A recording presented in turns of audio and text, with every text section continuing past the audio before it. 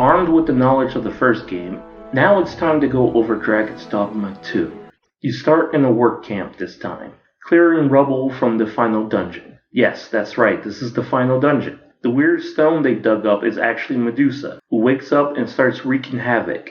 You scare it away with weapons, and players from the first game should notice the pawns are being commanded by an NPC somehow. This creepy rope guy urges you to escape. Remember this person. You ride a griffin knight named Gary to freedom, until he is shot down in front of the Border Watch outpost. One of the guards comes to check out what happened and brings you back to the outpost. You are greeted by the pawns who call you Arisen. Welcome, Arisen. We pawns have long awaited your arrival. What is this? Pawns? They bend the knee to you so readily, but then... No. Surely you cannot be the Arisen. The guard finds this weird because the Arisen is supposed to be in Vermund right now.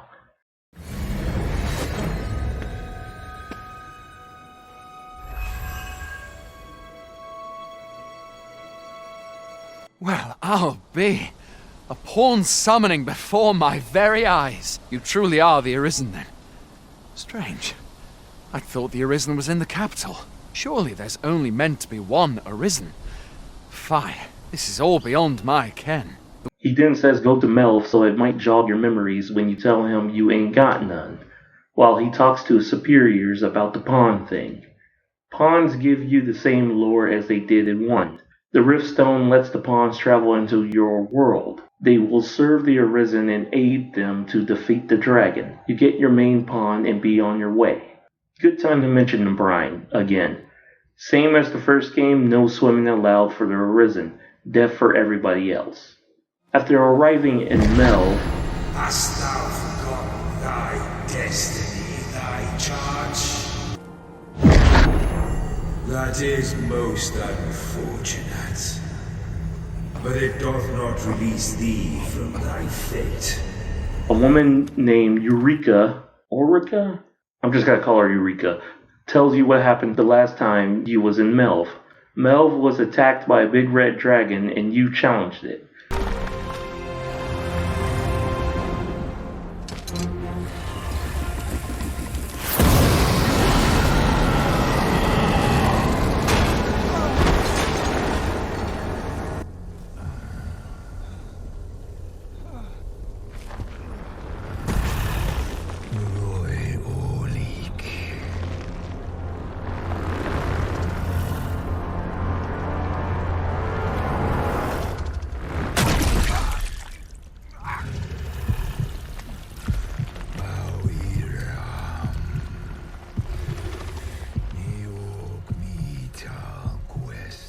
After burning your ass so bad you became burnt toast, the dragon turned you into a Arisen and then flew off.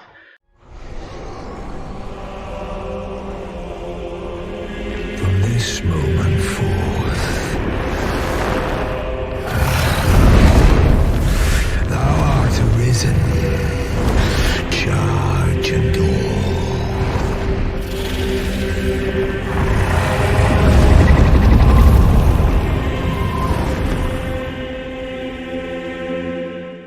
The same woman took care of you, probably because you saved her life by taking the dragon's aggro.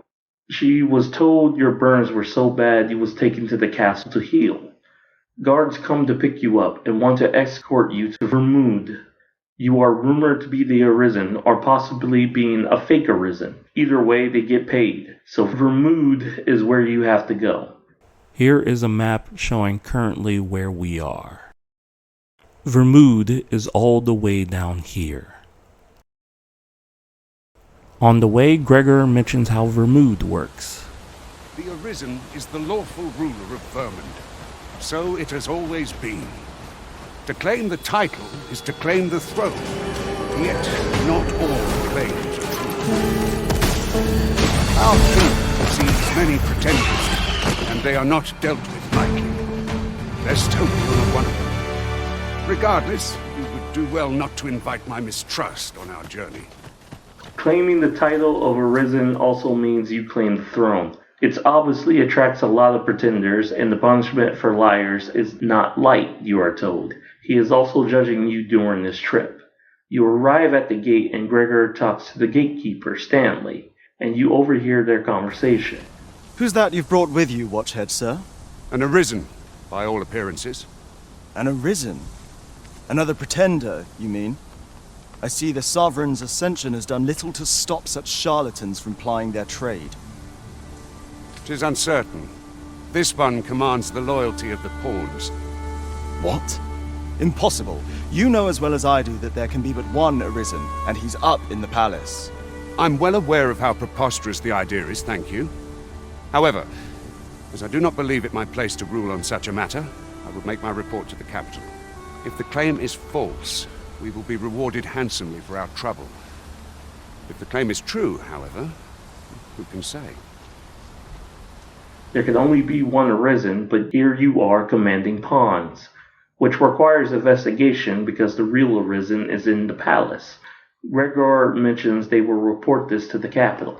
You get attacked by the Cyclops, and after beating it, Gregor decides you are trustworthy. Most likely because fakers run at the first sign of danger, because of the whole dragon thing. You can either ride the ox cart back, or go exploring at this point in the game. Welcome to Vermund, capital of Vermund, where you meet Brant, captain of the knights, who immediately takes you in for questioning. Here is where he drops the facade and tells you what's really going on. I beg your forgiveness for my insolence, Your Majesty. If the Queen Regent had learned of your existence, I fear your life would have been in peril. I had no choice but to treat you as a pretender, lest my actions draw suspicion from watchful eyes. Your anger is well justified, and I shan't deny you it. However, I am obliged to make you aware of your situation.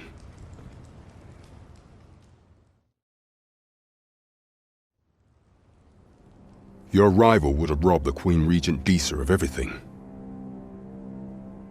During the time of the previous consul, she acted as a queen in her own right, ruling the palace as she saw fit. And just after the consul's passing, when 'twas all but certain that her son would take his father's place, word reached the castle that the Arisen had been found. To Disa, Your Majesty's very existence is naught but an obstacle to her own family's continued prosperity.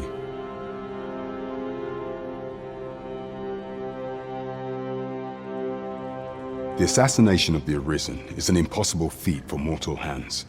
Thus, Disa chose to abduct Your Majesty while you recovered from your wounds, in order to rob you of your memory with a fell curse and sell you to Bakbattahl as a slave. Following that, she prepared a replacement to serve as the sovereign in your stead, a mere puppet. However, with Your Majesty returned, I have no intention of twiddling my thumbs as Disa plays her games. I shall devise some plans to further our cause. Pray, visit me a night in the tavern that we might discuss them. 1. He knows you are the true Arisen. 2. Queen Regent Disa is the one who sold you into pawn slavery. She did it to secure power and make her son the ruler. Some of the court agree and others do not. Presumably, this is a ruling body that exists during times when the kingdom has no Arisen. She is part of that system. 3. The assassination of the Arisen is an impossible feat for mortal hands. 4. Disa had you cursed so you could lose your memories and act like a pawn. And 5. The fake Arisen is there on purpose to serve her own ends.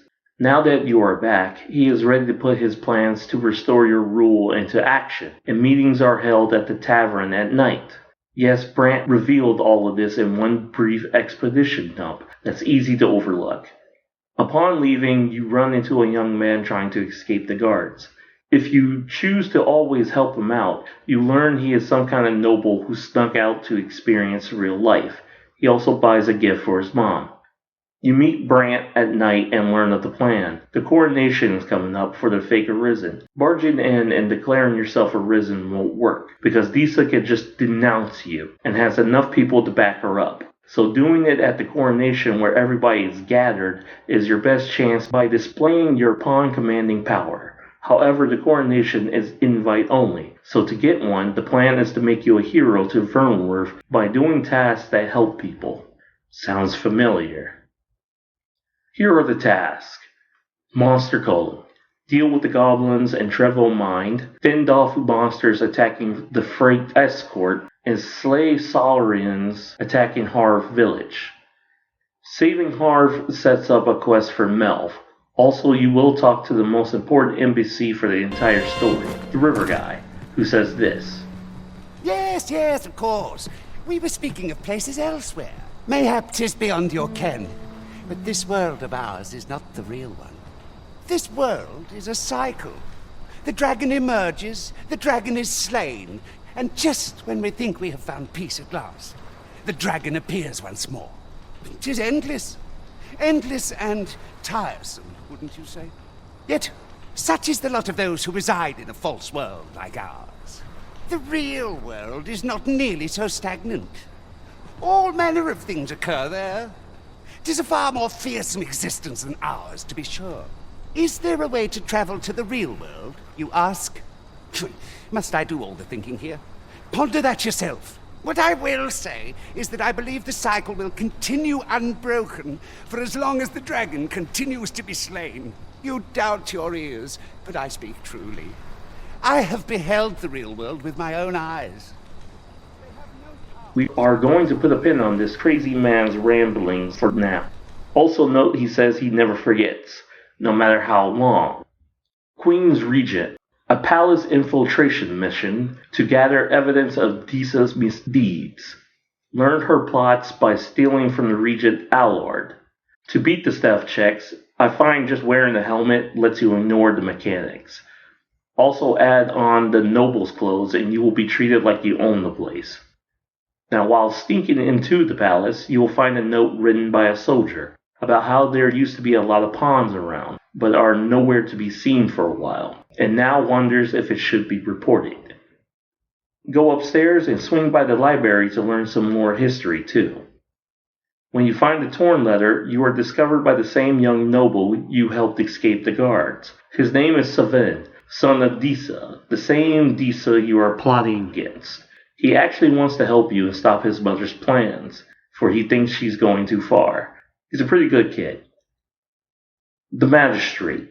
Free Magistrate Waltar from jail. He got sent there when he refused to amend the Code of Vermund for Disa's benefit. Man is loyal only to the law, and it's made him enemies. Free him and he is most likely to support you due to the law. In order to finish this quest, you need to complete another quest that is in the slums, where you discover ruins under the church. It's an old library the magistrate would love to hide in. If you don't do this, the old fart refuses to leave jail because he gets to read like a nerdy bookworm that he is.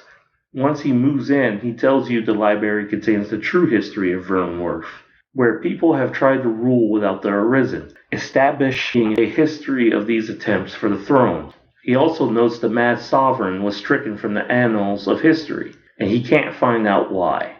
Read the 2 books here for even more history.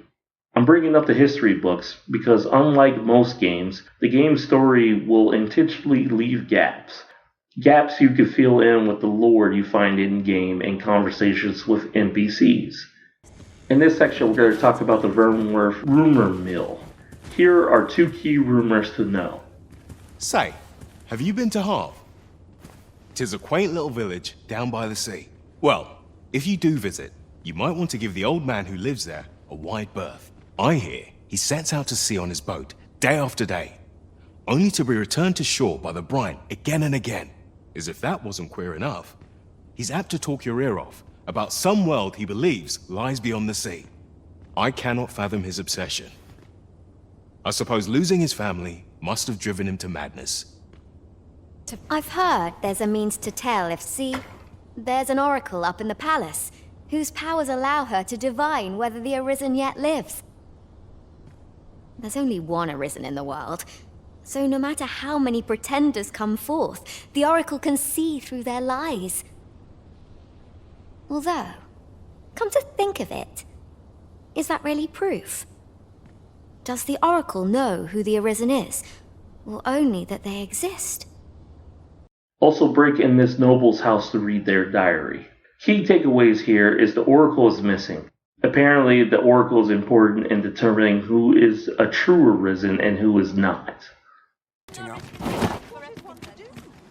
Time was, you scarce saw any beastrons here in Vernworth, but that's changed in recent years. You'd think that'd be on account of immigration, but not so. See, a child born of both races always favours the beastron. At least I've ne'er beheld a human with a beastron parent. Oh, I suppose it might be possible, but 'tis unheard of. If we keep mixing, someday our kingdom will end up with more beastrons than they've got all in Bakbattahl. This will be important for later. Now, go back to Brant for a new set of quests. The Nameless Village, where you learn the origins of the fake Arisen. Note you can be fooled on this quest.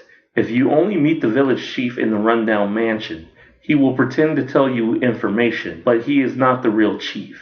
You have to find a hole in the ground behind his house, and go through an obstacle course in order to get the truth. Once you do, the real village chief tells you the true identity of the fake Arisen. His name is Darog, and he is from the village of spies.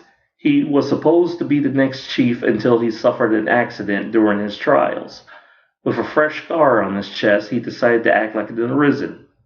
Next is an unsettling encounter. Investigate Allard again and his under-the-table deals. After sneaking into Allard's room and finding the Bakbattahl-crested letter in the secret room, you have to escape through the window because Saven is distracting Allard for you. Outside, you meet a woman named Willahima, who also helps you escape the notice of the guards for reasons unclear. But she suggests you pay her back next time. Quick note, she is the reason Allard left his room for in the first place. No, he is one of her main clients. You deliver the letter to Brant, who tells you Vermund and Bakbattahl have no official dealings with each other. I know this sigil well. 'Tis the crest of the neighboring country of Bakbattahl, a land with which Vermund has no official dealings at present. Let me see. It reads, "True to our word, we offer you the power of the Godsway. Pray make haste in securing Melv, that all might be made ready ere our plans are set in motion." A meager clue, to be certain. Though, 'tis clear that the Queen Regent conspires with Bakbattahl. This does not bode well at all. Though the political situation is stable at present, much blood has been spilled between Vermund and its neighbor in the past. I fear such a partnership would only portend the drawing of more. At any rate, 'twould seem our search has led us to only more questions. Chief among them, what is meant by securing Melv and this Godsway? I will investigate these matters as best I can. In the interim, Your Majesty, should you have time to spare, might you make for Melv? Only once we have gleaned a fragment of the Queen Regent's plot can we begin to thwart it. And ere it slips my mind, pray, take this. Perchance it will help speed you on your way to Melv. He reads it and you learn a deal was struck, that Vermund completed their end, so they will now get the power of the Godsway. Also, they should secure Melv for their own plans. And the last quest, the Stolen Throne. Attend the anonymous ball to get close to the fake Arisen. The ball are celebrations for the Arisen's full recovery. Follow the fake Arisen and you will meet Willahima again, who hides you in a room that allows you to spy on the fake Arisen. Would you be looking for this, perchance? Come on then, keep pouring. Do you take me for some green lad who can't handle his cups? I'm your damned king, and a king deserves royal treatment. Of course, Your Majesty. Tell us, Your Majesty, would you prefer more drink, or shall we find some other way to amuse ourselves? Aye. Let's change things up.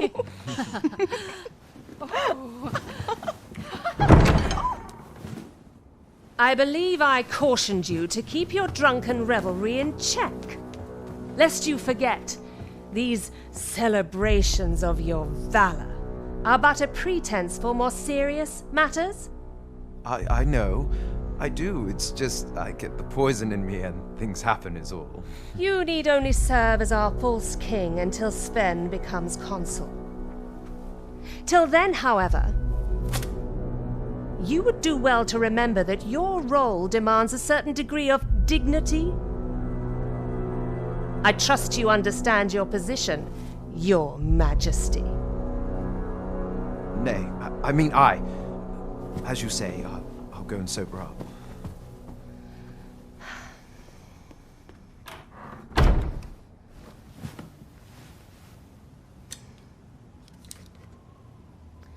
Why not remove yours as well? This is not the masquerade hall, and we now find ourselves quite alone. What say we dispense with such pretenses and speak openly with one another, Lord Phases?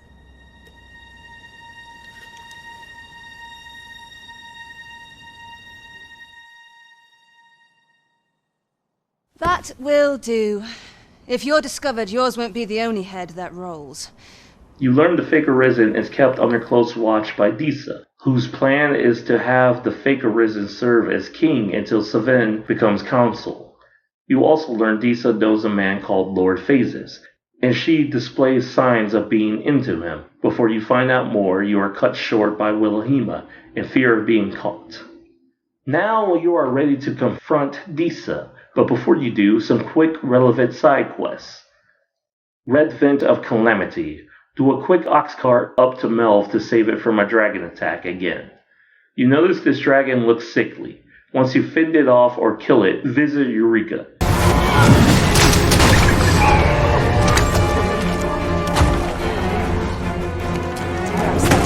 We trounced it. I can hardly believe it. The beast is slain? Then you truly are the Arisen. Incredible. Somehow I knew you'd come. You have my gratitude as well, sir. Ulrika, glad I am to see you unharmed. You must return to the village. Everyone is concerned for you. Forgive me. I'd best go. But I shan't forget this. Thank you. Truly. We managed to repel the dragon. That wasn't the dragon, but a poor imitation of it. No wonder I feel so hollow. Sigurd, you're the current Arisen, aren't you? I pray you do not walk the same path as I have. You overhear her getting chewed out by some noble who is not happy with her leadership. If you slayed the dragon, you get this extra line. E'er since the reign of Rothace, the founder of Vermund, the village of Melv has played an indispensable role in the defense of our kingdom against the dragon. Yet not only has the dragon been allowed to devastate the village, but in the wake of its attack, you dared to submit what are clearly false reports of having felled the beast. None save the Sovereign can fell the dragon. Perchance you mistook an overgrown wyvern for the bringer of calamity. The fault here lies with you, Ser Ulrika. You have failed in your duty as acting chief. With all due respect, Sir Martin, our village has dispatched many of its young hands to the northern stronghold since its completion. Was it not the former consul who decreed that the stronghold should serve to defend the kingdom, with Melv offering aid only where needed? Yet the stronghold has remained entirely silent to our plight. How can you say that the fault is ours to bear? I know of no such agreement. At the very least, Queen Regent Disa has mentioned naught of the kind. But I'm quite sure You would dare misrepresent the words of the dead? If so, then Melv's problems run far deeper than I had thought. 'Tis not indolence that has taken root here, but treason. The village entire will answer for this. What?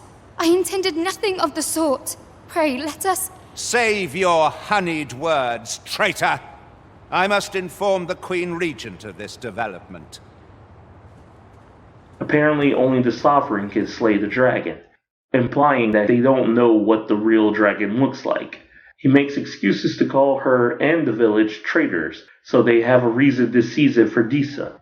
And by the way, I guess this man works for Allard. It is never answered why they want Melv, so we can only speculate to fill in the gaps.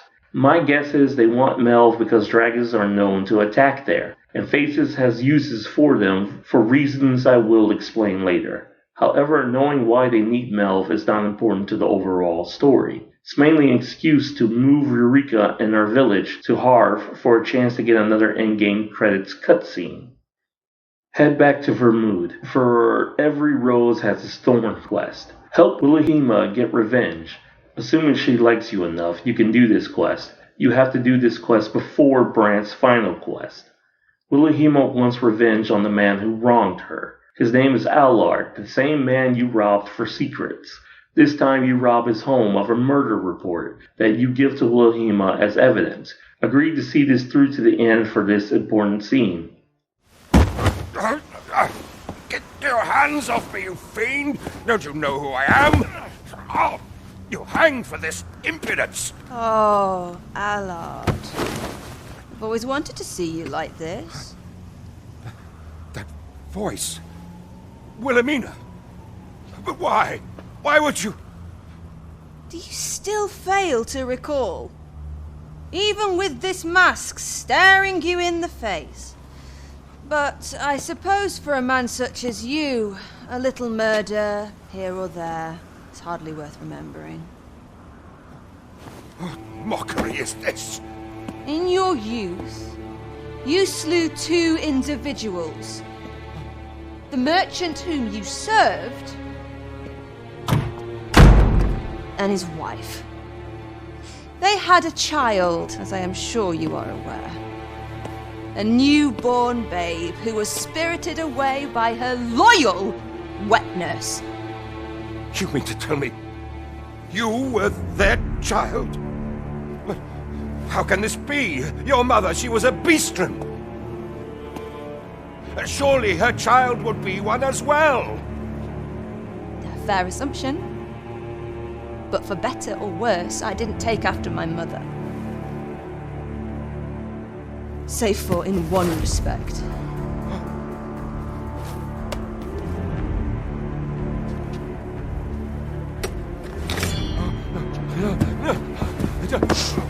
This is for my mother. And this is for my father.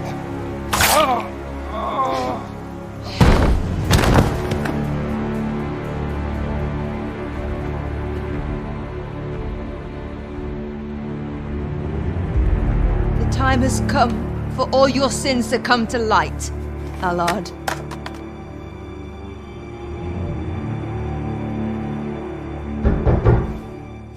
The key takeaway here, and why I'm even bringing this up in the first place, is the fact Willahima is half Beastren. Remember the rumor from earlier about unions between humans and Beastren result in kids who look like Beastrens. This is proven to be false, and this is a huge deal because this means NPCs can be wrong. Most games NPCs either give flavor text in the form of pointless nonsense dialogue, or give away key information that relates to the story or mechanics of the game.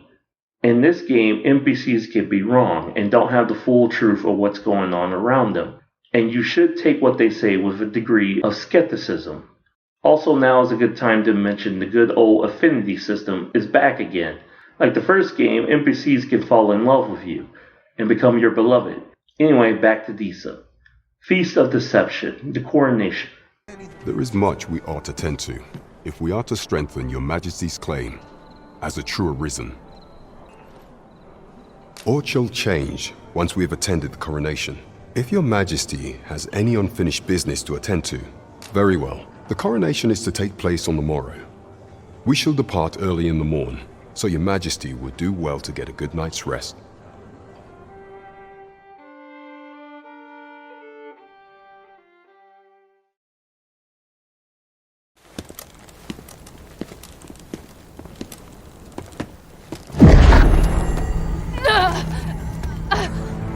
Master! Pray leave this place. My body, it refuses to obey me. There is a voice within my mind. It commands me, sways my very will. Sways your will. Could it be that the gods sway? We must quit this place, your majesty. I fear our plans may fall to naught. Let us return to the tavern. Before you go to the coronation, your pawn screams out in pain. Your pawn has no control over their own body or will, and y'all retreat. Brant makes this call because the plan might not go well. Turns out Brant makes the right call for once, and tells you what happened after the coronation. We've been had. The false sovereign commanded the pawns at the coronation, proving his own power as arisen. According to Regent King Sven, the pretender was wearing some sort of lavish necklace at the time. I imagine this artifact is the godsway mentioned in that letter. Perchance 'tis a tool that grants power akin to that of the true arisen.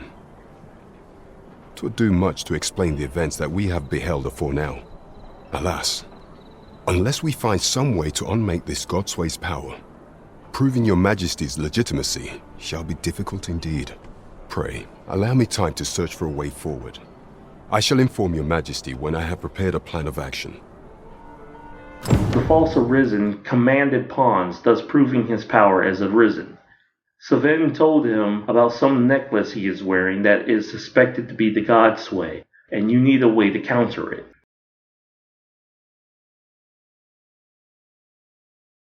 To venture to Bakbattahl, where you might uncover the false sovereign's secrets direct. The sigil upon that letter from some days past bore the crest of the Bakbattahl Palace. Surely there's aught to be found therein. Yet official dealings twixt Bakbattahl and Vermund are suspended. Passing through their fortress will prove a difficult task. With such hindrances in mind, I thought to prepare this. Pray, take it. Few may pass through Bakbattah's fortress, save Beastren merchants. With some coin, I was able to convince one such merchant to grant us that entry permit. It ought guaranteed passage through the border checkpoint. But alas, 'tis intended for a Beastren. You shall have to act the part. But as to how that should be done, I'm shamed to say I do not know. 'Twill depend upon your majesty's ingenuity. Brant's new plan is for you to go to Bakbattahl to figure out the godsway. Based on the Bakbattahl letter you discovered earlier, this is pretty much it for Brant because he doesn't know what to do. He puts it all on you now. Now I know what you're thinking. Yes, all that planning and setup was indeed worthless. You didn't even get a chance to use any of it and are quickly shoved off onto the next area. But I want you to keep in mind your entire plan hinged on you being the only one to command pawns. It is a huge deal and kind of what makes an arisen an arisen. So when a non-arisen is suddenly able to command pawns, that is a cause for concern and needs to be investigated. That is exactly what you are trying to do during the Bakbattahl part of the game. The Disa plot is put on hold for now and will be explained towards the end. Bakbattahl Arc. So this is the new area past the checkpoint called Bakbattahl, with the main city simply called Bakbattahl. They believe in a divine flame that will protect them and dispel the dragon. They don't like pawns and think they embody misfortune. As you go through the checkpoint after phases, you learned about the coral snakes, a band of thieves robbing ox carts, and merchants. Many of our citizens view pawns as bringers of calamity, and hatred for their ilk is common here in Bakbattahl. Yet so boundless is Empress Nadinia's mercy, that even lowly pawns may benefit from it. 'Twas she who decreed that no pawn may be forced into unpaid servitude or subjected to acts of violence. Oh, how magnanimous her heart, how generous her spirit! All pawns ought to bow before Her Majesty's peerless grace. You learn Empress Nadidia banned pawn slavery and violence against them, and the Empress is well loved here. So, after breaking free of the chains of slavery that once bound you to this land, you return of your own volition.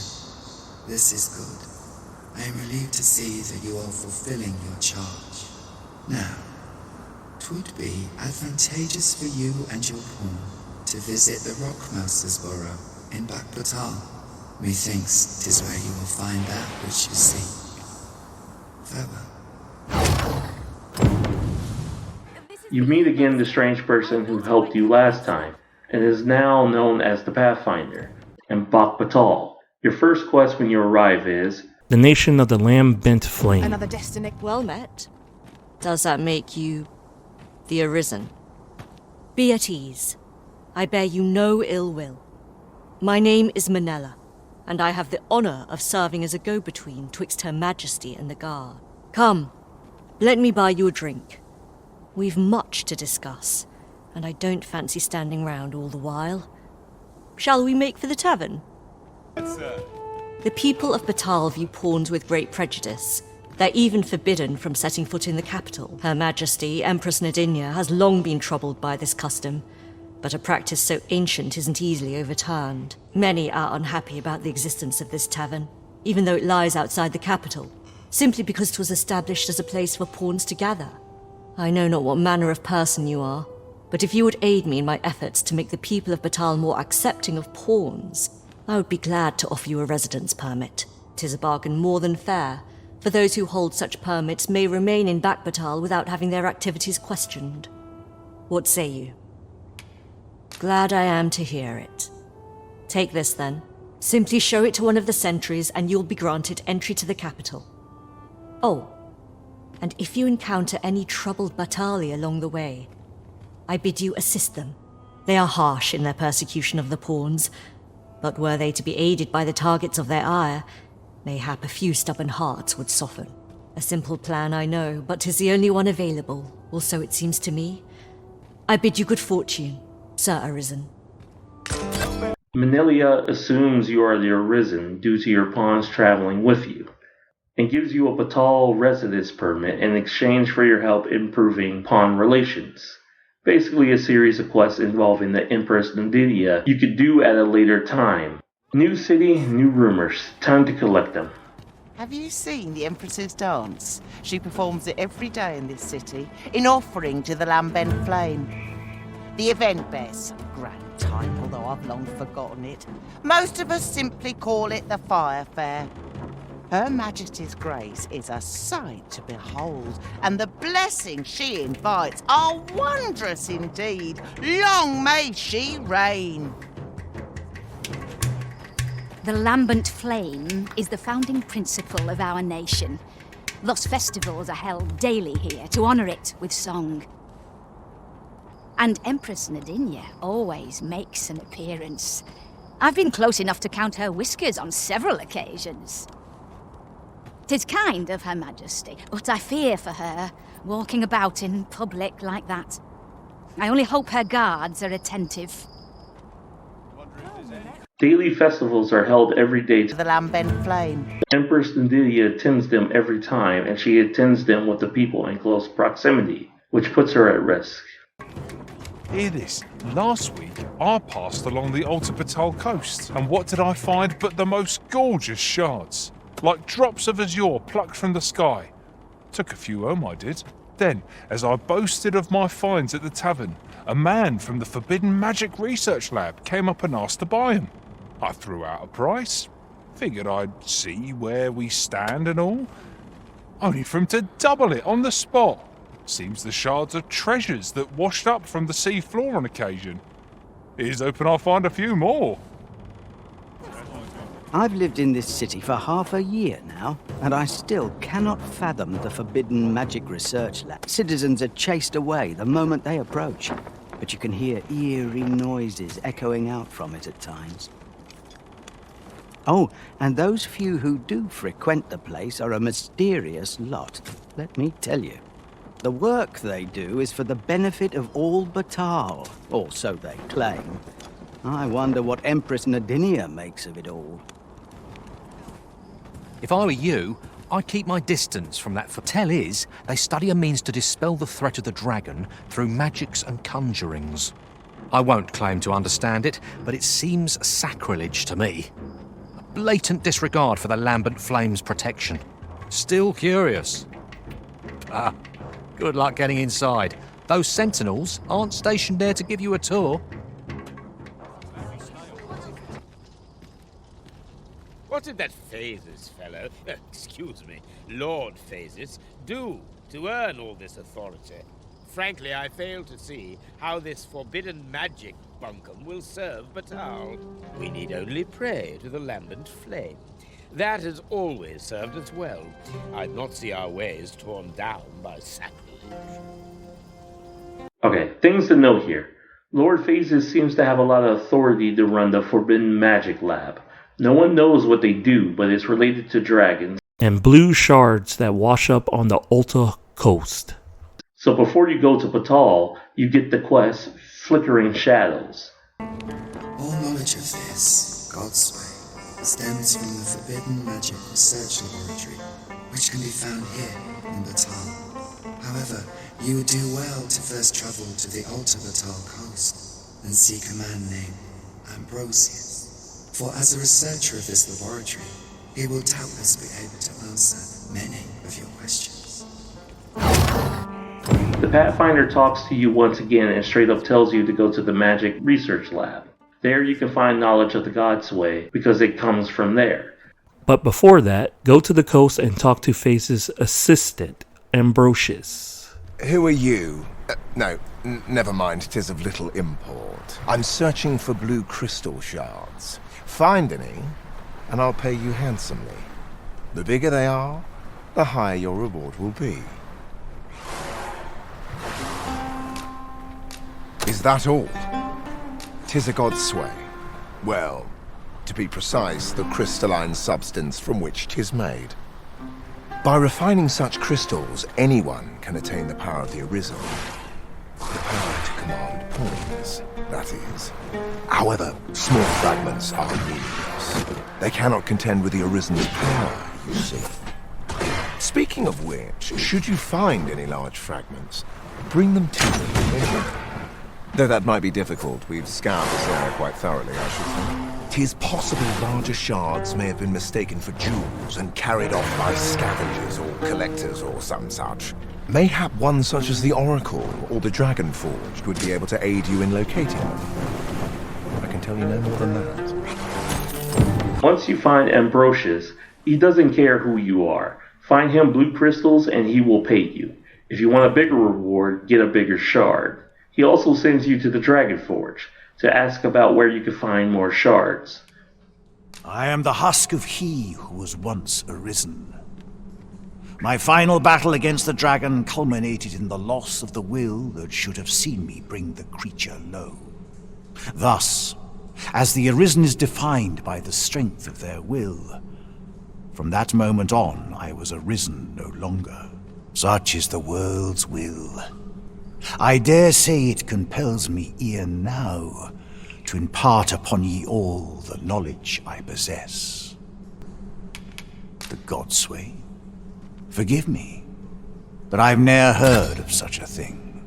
However, some years past, a sorcerer of Bakbattahl came to me seeking knowledge of the dragon, just as ye have. Phases, I believed he called himself. It appeared his intent was to alter the will of the world through mortal means. Perhaps there is some connection.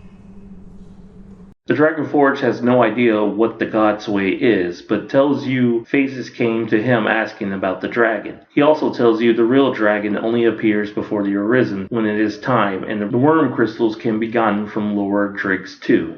Then you talk to Lutz, who tells you she is able to perceive Arisen.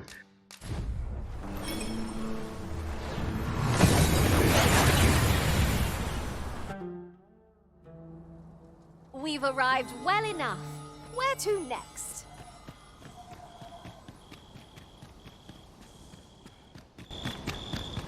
I knew you would come, Arisen One. You seek answers, and you shall have them, if 'tis within my power to know them.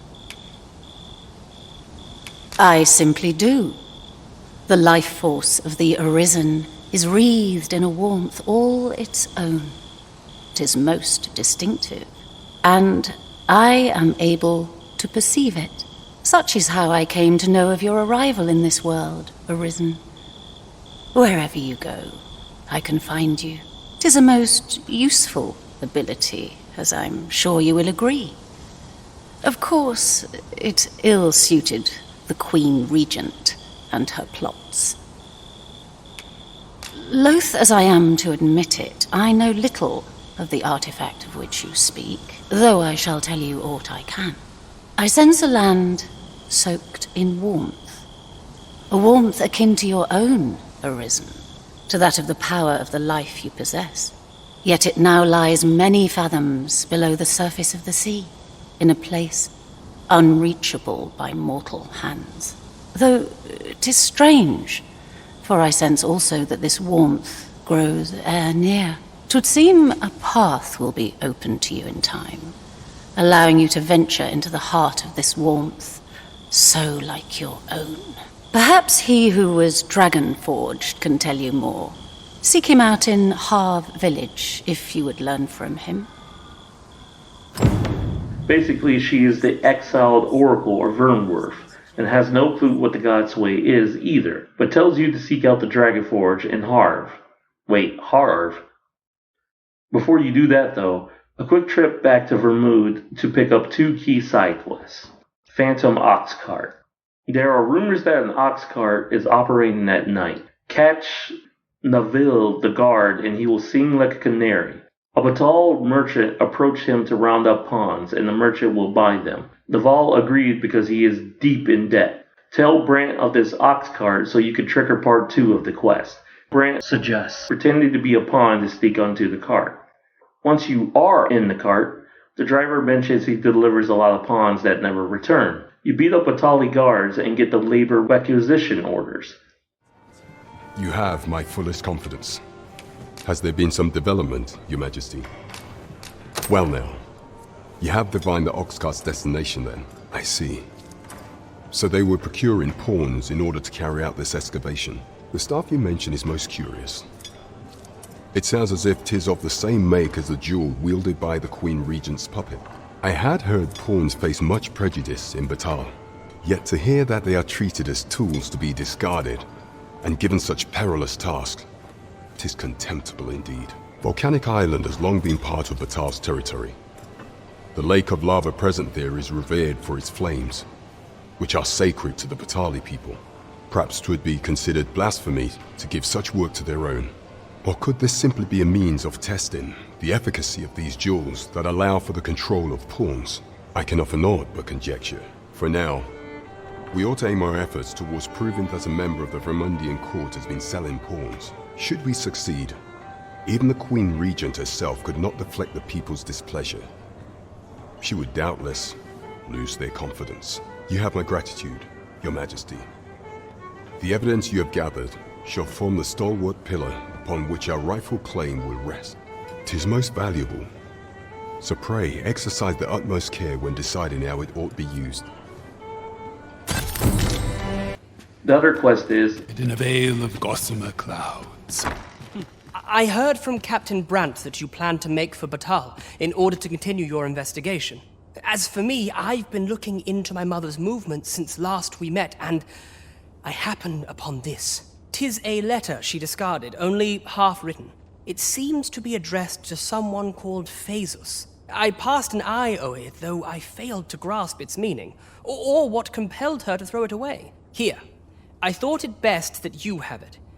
Mayhap you could glean aught from it that I could not, and if you do, would you be so kind as to share it with me? That is, only if you've the time to spare. I am in no position to make demands, of course. Sylvain found a discarded letter his mom left behind, and he wants you to investigate and report back to him. Take it to Waldhar, and he tells you it's an unfinished love letter. What is it? Have you brought me something to sate my unquenchable thirst for knowledge? No, a letter, is it? Let's see here. But know that tonight the moon shall again be shrouded in a veil of gossamer clouds, awaiting the return of the sun's warming glow. Well, well, I'd not thought Disa the capacity for such refinement. 'Tis a love letter of a sort, one that draws on ancient symbolism to convey its message. The moon represents a woman, the sun, a man. Put simply, what this letter means to communicate is, I miss you. Ha! A surprisingly saccharine sentiment coming from the Queen Regent. Would you not agree? I know not who this Phasis is, though 'tis safe to say that Disa is rather invested in him. What concerns me is this Godsway mentioned in the first line. If we can take this letter at its word, and 'twas indeed granted to the Queen Regent, we can surmise that it must be something tangible, an object. As to what manner of object, however, I can only begin to guess, and I'm not one for pointless conjecture. I suspect someone of Battali heritage might be able to tell you more. Disa clearly has it bad for Phasis, and you can tell Savin to finish the quest, but he gets embarrassed, and surely there's more to it than that. Go to the Forbidden Lab instead to overhear a conversation. Why is... I don't know. Truth be told, I've ne'er asked. But I heard a rumour that 'tis all part of a plot to put the prince, though I suppose he's the regent-kin o'er there, on the throne. What? Where did you hear that rubbish? How's what we're doing here bear any relation to a scheme like that? 'Tis only what I heard, but you're quite right, it doesn't make much sense. I suppose 'tis a rumour best ignored, after all. I do wonder what the director's plotting, but... frankly, as long as Bakbattahl is left out of it, I don't rightly care what he gets up to. What was the missive that just arrived? Oh, you know. The usual. From Vermund, bound straight for the archives. Not to be opened. Another one? What is the director up to? Well, never mind that. Did we get any other deliveries today, perchance? Vermund is funding the lab's research, a part of the supposed deal. You will also hear another letter has been delivered, and that's your cue to take it. The letter text says, "Helping hands in return for the gift of God's way. Give this to Savin." Glad I am to see you well. I've been wondering how you were getting on. Have you learned aught of the intent behind that letter?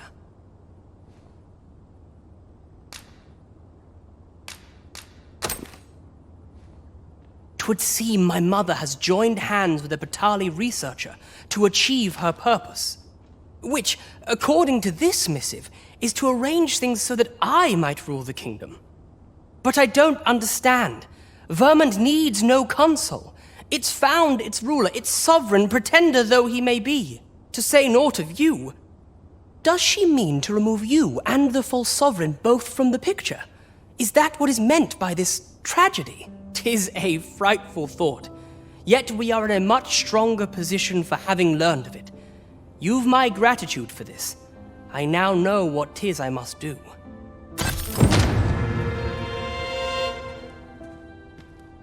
I know not what to do. Apparently, Disa intends to have the newly crowned sovereign murked for her son. An accident is supposed to happen with the fake arisen by Phasis' hand. Now is a good time to go over the Empress quest. Shadowed prayers. Save Nadia from a core snake's assassin during her daily prayers. A candle in the storm. Basically, you find out Nadia's own advisor, Ermhild, hired the coral snakes to assassinate her in public, to make her a martyr and spark a revolution. Crossing and Shadow. Help the Empress to the brothel, to set up an under-the-deal table to help Beastrenkind in Vermund. Perfect completion of this quest gives lore. She tells you about the Mad Sovereign, a Beastren who created Vermund. We have arrived at last. Now, to attend to the matter for which we have come. Prithee, await our return here.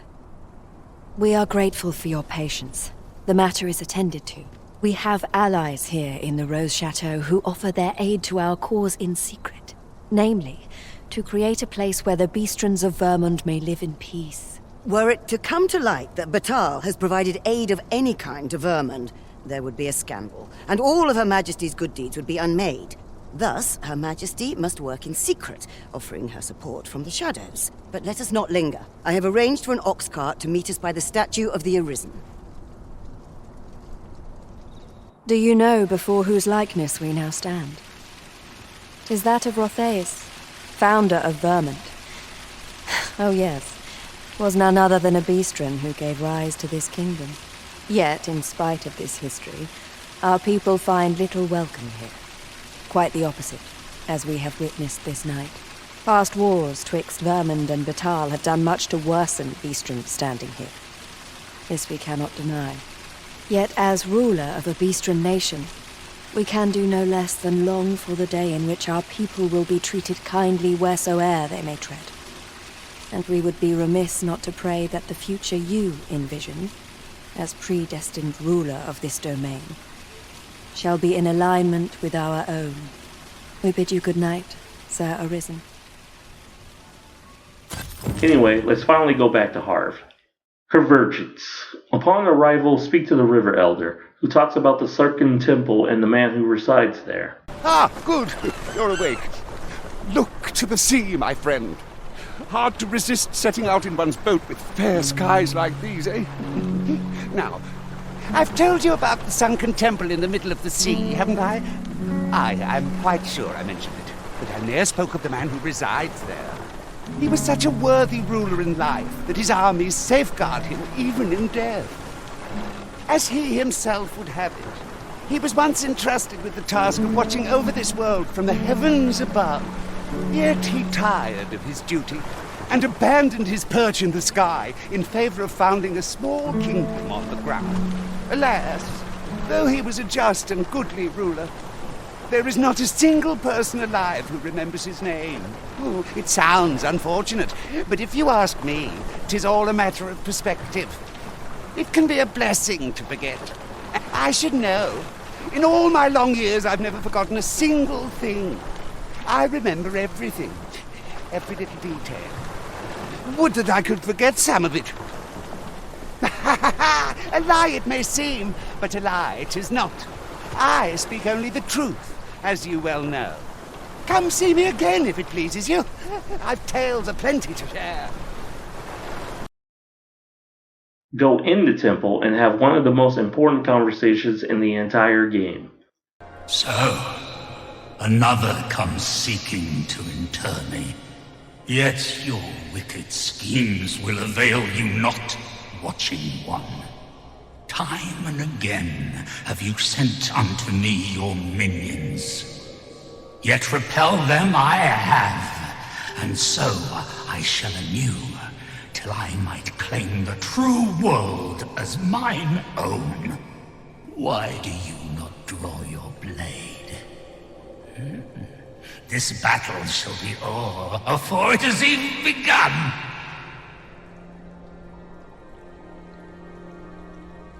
You seek not my death. Then you are not of the Watching One. I am Rothas, founder of the Kingdom of Vermund. And you appear to be arisen. Tell me your reason for coming here.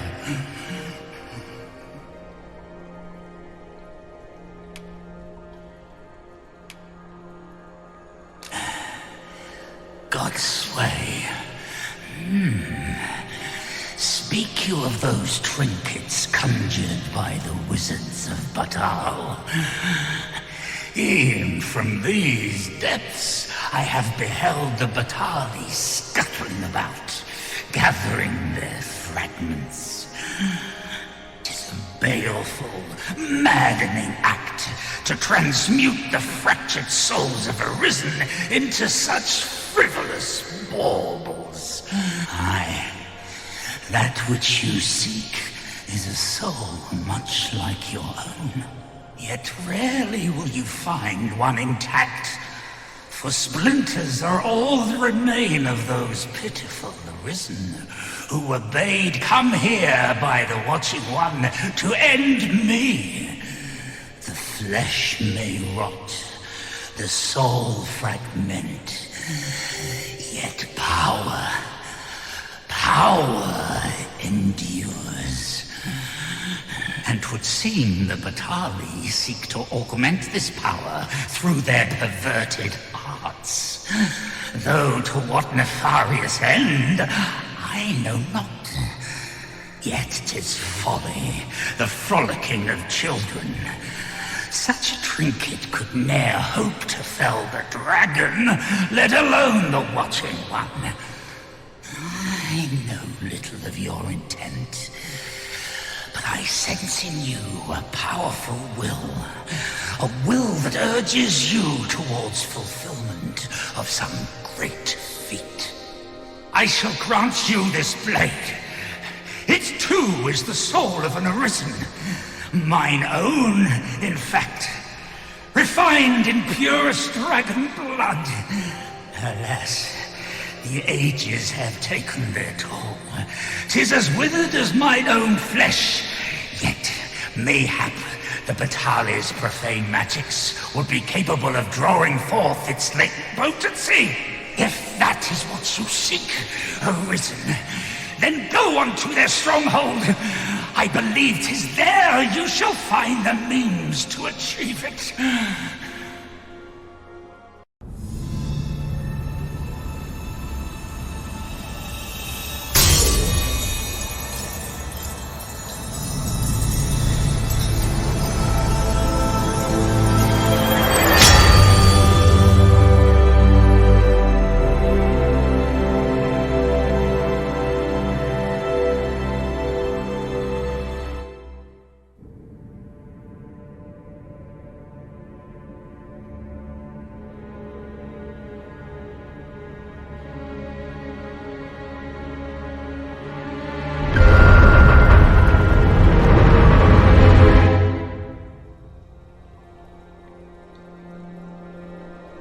Once you are done talking to him, take the elevator to see his familiar sight.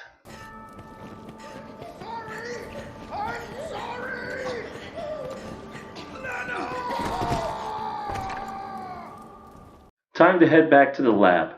A certain someone is going to love your new item. A new God's Way.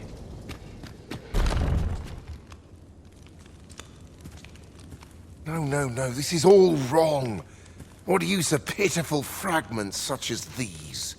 What we have achieved is sufficient to sway the pawns.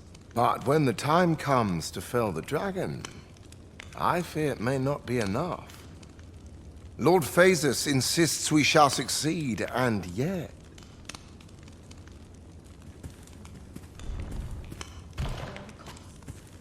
Ah, a new hand, are you?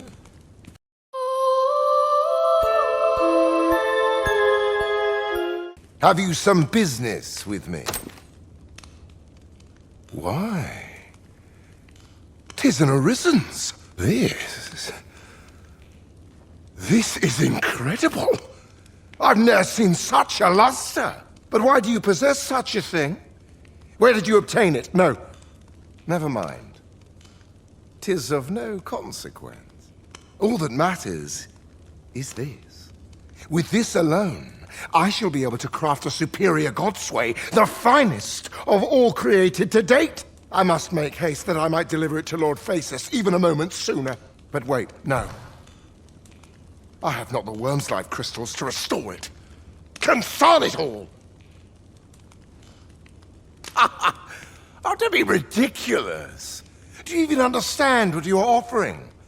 Worm's life, but I suppose I am in no position to decline, even if 'tis a fool's errand. Lord Phasus is satisfied with the God's way as 'tis, you see. And as I can expect no support from him, you can expect little aid from me. Though I suppose 'twouldn't do to send you away entirely empty-handed. Feel free to take what you require from the laboratory. Now, as I've said, worm's life crystals can only be obtained from drakes and their ilk. Seek one out and fell it, if 'tis within your power. All the better if it happens to be a lesser dragon. You would be solving two of my problems then. Give Ambrosius the Godsbane with rune crystals and he will make a new God's Way, because that's what he thinks it is, even though we know this is the Godsbane. He wants to give it to Phasus to succeed his plan. Oh, 'tis finished. The result is even more sublime than I'd hoped. I must deliver it to Lord Phasus at once. Though, mayhap. Now, I cannot leave this in your hands. I may not be fleet of foot, but only I can do this.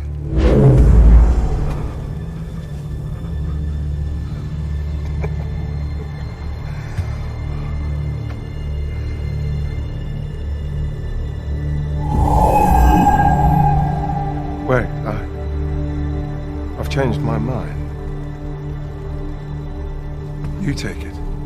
Deliver the blade to Lord Faces. You won't reach him in time. Go now. Make haste for Moonglint Tower. There your journey will come to an end, one way or another.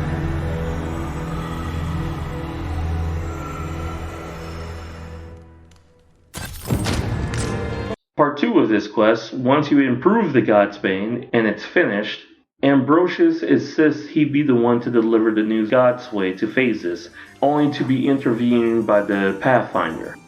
At this point we are on track to finish the game, so it's time to go over all the important lore you can find that will give you key information.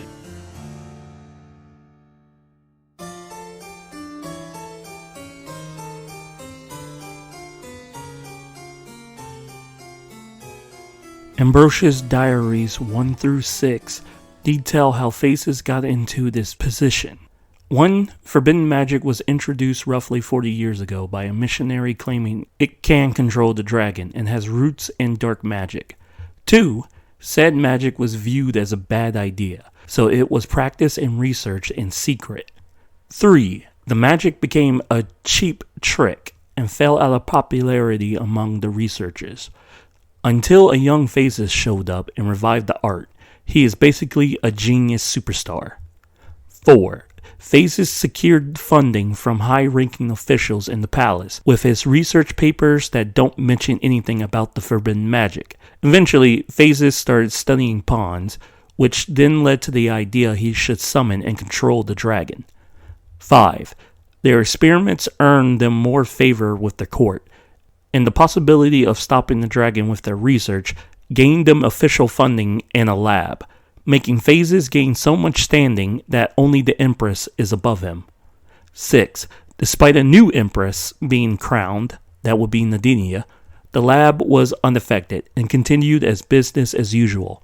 They also learned from the excavation of Moonglint Tower that they can control the pawns using the crystal. Also, there are rumors about a giant living statue. Shame there aren't as many folks spinning. I rather enjoyed hearing the one about the Gigantus. Have you heard it?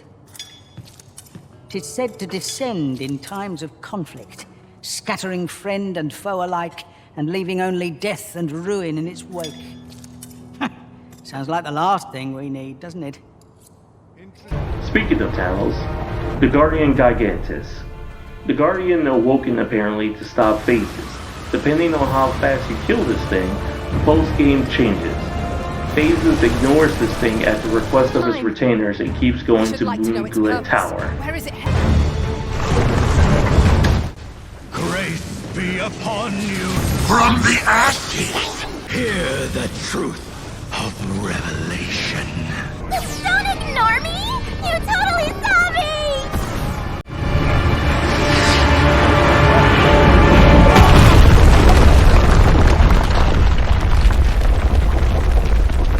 What is that? It cannot be. Lord Phases, 'tis not a foe to be faced by those hoping to see the morrow. Hear ye, the end will come. Mine's not the stone puppet then. We move. Cleanse you of your sin. This boss is optional, and if you ignore it, it will die at the base of the volcano and sink in lava thanks to NPCs attacking it.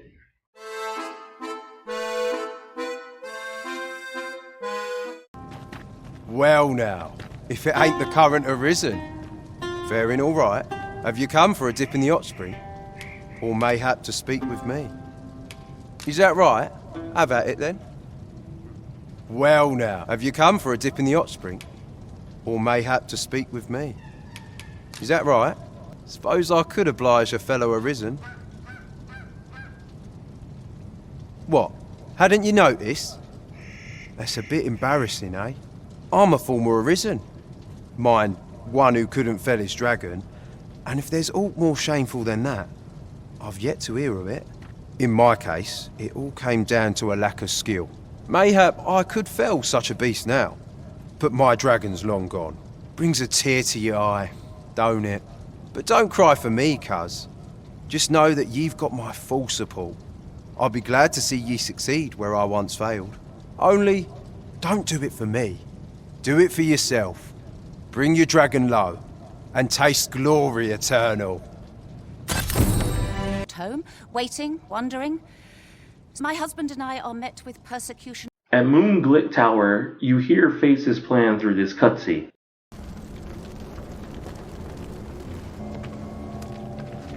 'Twould seem the stone puppet has stopped. Have the wounded been tended to? Yes, my lord. Good.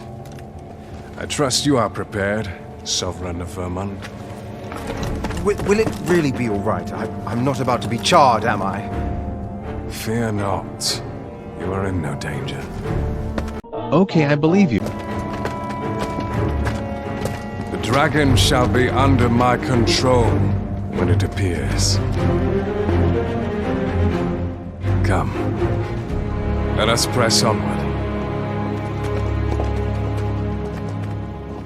They are going to summon the dragon and mind control it. The fake Arisen is there for show and notably nervous. The final quest, Legacy. Dragon, heed my call. Your will is mine to command. Curses. This arrival of the true Arisen is most inopportune. Sovereign of Vermund, the ritual must not be disturbed. Let not the Arisen approach. You can manage that, I trust. It is of vital import that we have a word with Lord Phases. The Pretender need not be present. I hope you weren't expecting that.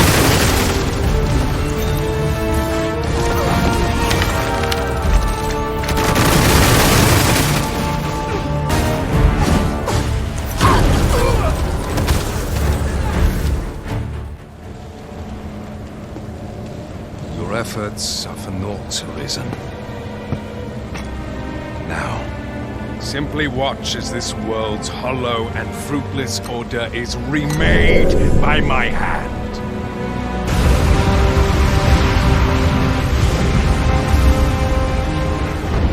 The ritual is complete. The dragon comes.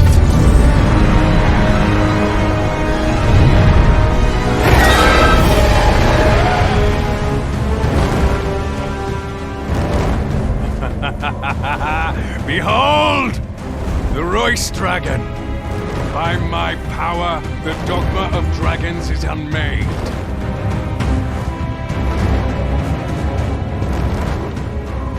You could ne'er understand, Arisen.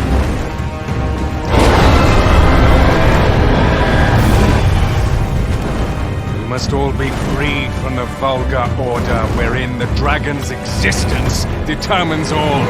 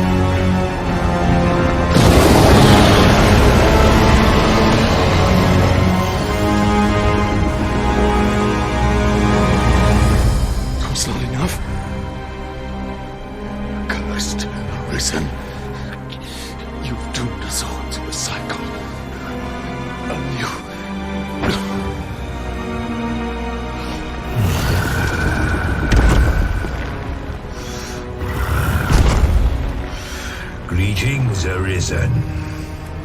Hast thou summoned the resolution to face me? Then answer me this. Why dost thou fight? Is it to reclaim thy flesh, thy stolen heart? Or is it to reclaim thy throne? I offer thee a choice. Grant unto me this life in my claws, and be gone from this place. Or stand and fight. Pitiable Arisen. The time for thou to make thy choice is come. Show me the path thou wouldst walk. Phases completes the ritual and thinks he has summoned the King of Dragons, until the real dragon shows up and murders it with fire. Phases curses you because he assumes the dragon will be slain and the cycle will continue. The dragon offers you a bargain. If you accept, you get the kingdom just like in Dragon's Dogma 1. A hollow world, if a restful one.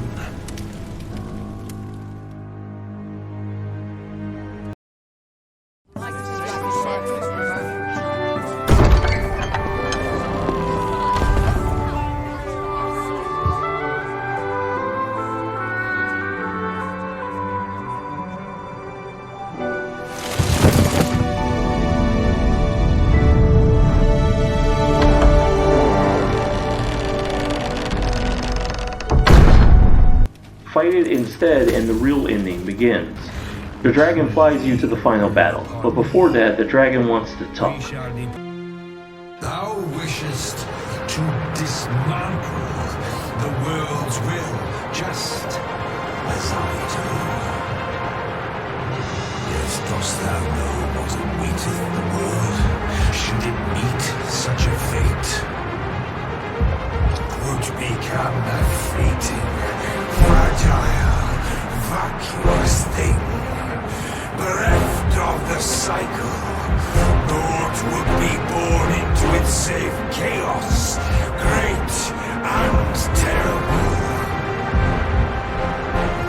Surviving in such a world would be no simple matter.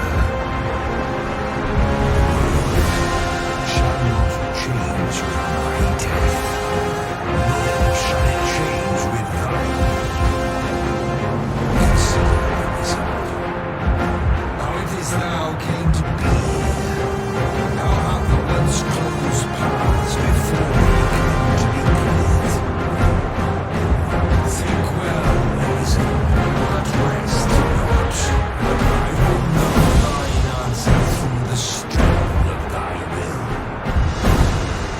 Thou shalt put a swathe through the false benevolence enshrouding this world. Arisen, pitiable soul tossed by the winds of fate. Wilt thou slay me?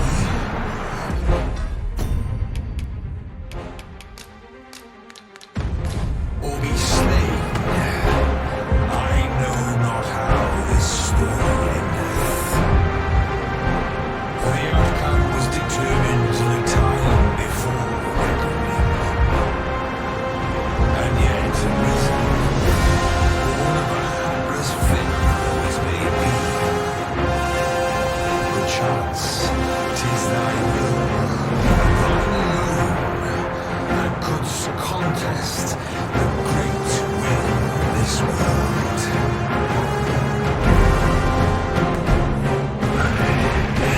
Thou art too late. The hour is upon us. We must decide a victor, and in so doing, form a link in the chain that bindeth this wheel. Tell me, Arisen, what is thy desire? takeaways here are: 1. The dragon wants to dismantle the world. It assumes you do too. Calls it a false kindness surrounding the world. 2. Warns what happens if you destroy the cycle. Great and terrible world-ending chaos. 3. Calls the Seneschal the pitiable fallen who once ruled the world, and the Pathfinder the clever being who watches the world outside it. 4. The dragon wants you to think about what your purpose in all of this is. Also, the dragon insults you if you don't figure it out. You have to fight him anyway.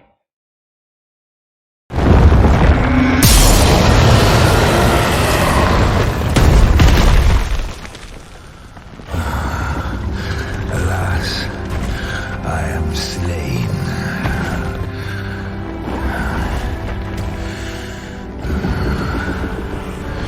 But heed this, Arisen. By will alone doth the world form a ring, an unending cycle. All is preordained, even my death at thine hands. Yet perhaps thy will is great enough to put an end to it.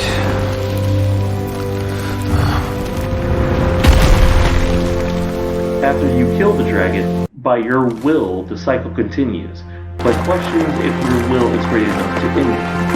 At your coronation, you can end the game by sitting in your chair, or talk to the Pathfinder until they rewind time back to the dragon fight. Why do you pursue me, Arisen? You have fulfilled your charge. Are you not satisfied? Seek you greater status? Perhaps to rule the world entire?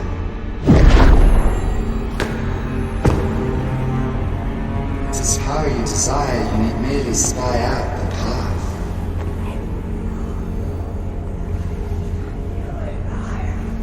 The choice is thine, Arisen. By thy will alone can the course of the winners of fate be altered.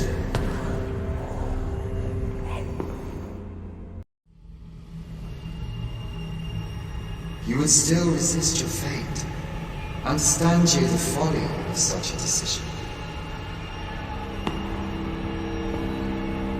Even the beating of your reclaimed heart was born of the great will of this world.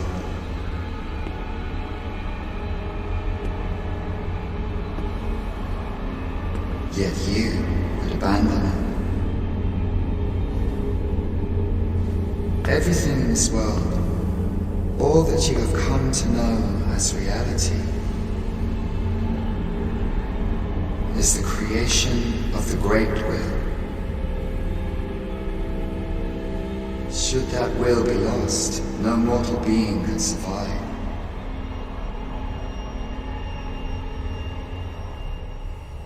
However, if regret yet assails your spirit, then perhaps you should reaffirm your choice.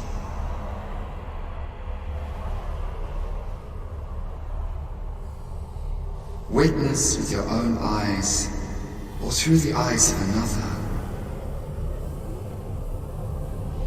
the fate of this world.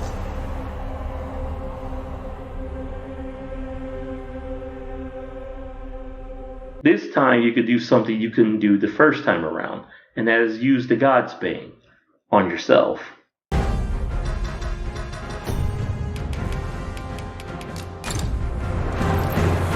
Surviving in such a world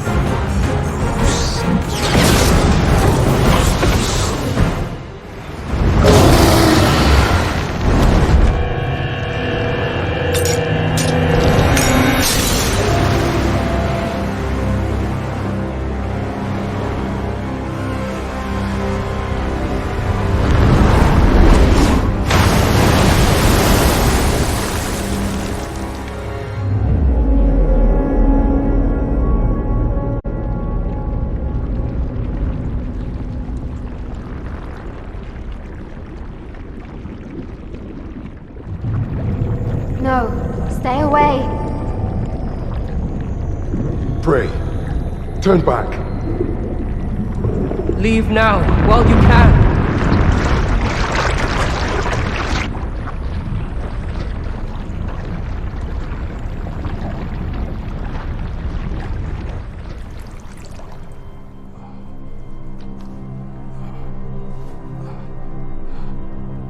You have strayed, Arisen. And for what? Lest you forget. You have a world where you belong. There, you are to fell the great evil in your path and rule the people as their sovereign. For that is who you are. And it is my wish that you should live out that life of purpose. The time has come for you to return. Go.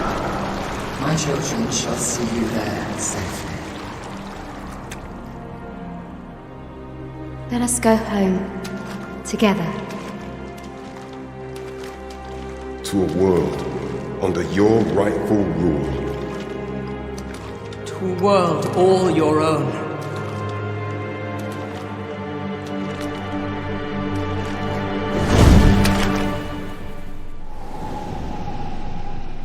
This is your will? Then behold, a world unmerciful, bereft with benevolent hands their guides.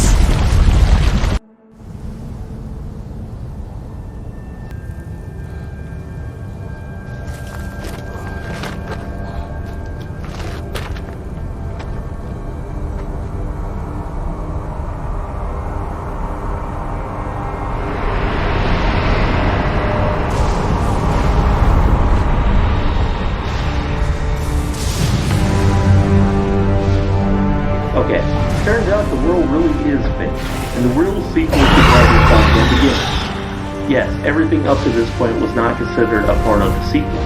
Think of it like Dragon's Dogma 1.5. You find it strange.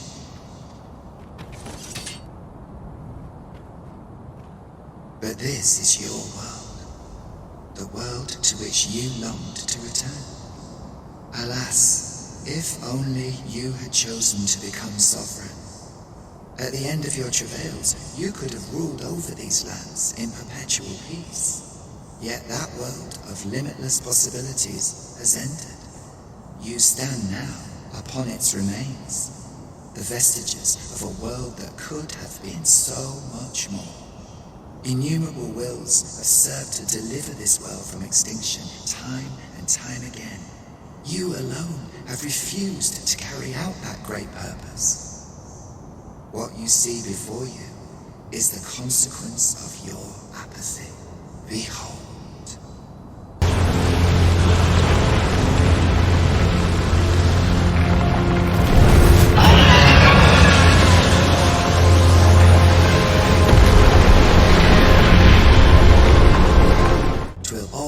To an end. As it has failed to be chosen, and as 'twill ne'er be read, this world will soon cease to exist. In the blink of an eye, the sickle of oblivion will reap aught that you have known. I would advise you not to waste these last moments. Explore the remnants of this world while you can.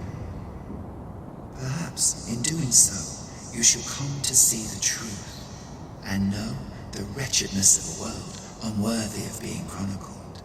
How shall you fare, I wonder?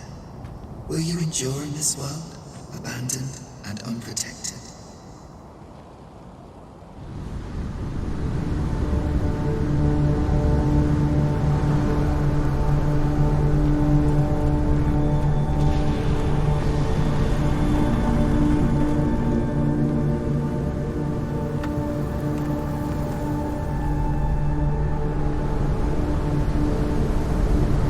Anyway, the world is about to be destroyed.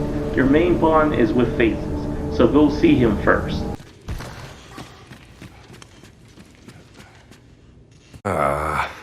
Arisen. You yet live. I suspected as much, given that your pawn still remains. One might hypothesize that your pawn is sustained by your vital essence. Or perhaps something more. In any case, we ought to apprise one another of the situation. Is there aught you would know? Ah, yes. I trust it has not escaped your notice that the end of days is upon us. After you vanished, together with the Red Dragon, the seas rose to swallow the skies. 'Twas perhaps a month from that evil day when a new calamity befell us. A host of dragons descended from the skies and fell upon the land with fang and claw. Laz the Oracle called upon me ere you arrived. As she tells it, Melve and its environs have already fallen prey to the beasts. 'Tis surely only a matter of time before the rest of the kingdom follows suit. You learn you have been gone Master. a whole month, and the seas How long turned I've into slept. those red clouds. Far too long. Melve it seems, was the first but to worry go, not. and the area is Now that I completely am awake, lost. Swing by the location of the blue light to get Rothia's backstory. No longer do I feel the probing gaze of the Watching One. Is this your doing, newest of the Arisen? I am he who brought the dragon low, and o'er its bones raised the proud kingdom of Vermund. Despite the magnitude of my feat, I was dissatisfied and sought e'er greater heights, till at last I ruled the world entire. Thus did I come to know of the Watching One, the being by whose many eyes and ears no one or thing in this world goes unobserved. As to the purpose with which they watch, I know not, yet I did divine one thing. This world has lain neath the Watching One's unwavering gaze ere the dawn of its history. I despaired at this discovery, for if all is but a stage, did that not render my hard-won glories, my throne astride the world, mere spectacles for the all-seeing eye to watch? Was all a farce, and I, the fool, exulting in my wooden crown. Do you understand, newest of the Arisen? This is why I sought to fell the Watching One. Alas, though I cut down all who seemed false, be they man or woman, human or beastman, young or old, I did not succeed. Indeed, my efforts led only to my own ruin. I was dubbed the Mad Sovereign, and by the hand of the new Arisen, consigned to this place forevermore. Yet, I can only assume that you have achieved what I could not. How else to explain the changes I sense in the world? Ah, what bitter gall that I cannot witness the outcome for myself. Falter not, newest of the Arisen, for your path is just, and fading spirit though I am, I may yet summon those who can be of aid to you. I see you have returned, Arisen One. The Mad Sovereign has called, and so we answer. If you would save the people of this world from ruin, lead them here, for this place may chance to escape the coming destruction. The in-game quest is to round everybody up and evacuate them to Grand Soren. By the way, yes, these guys were Arisen. In fact, there seems to be 5 Arisen in the game total. Well, past Arisen. Make a note of this. We too once bore the mantle of Arisen, though no longer. As we walked our respective paths, each of us lost the incomparable strength of will that made us Arisen. One in despair of the dragon's boundless might, one in pursuit of vengeance's cold comfort, and one for fear of what fate held in store.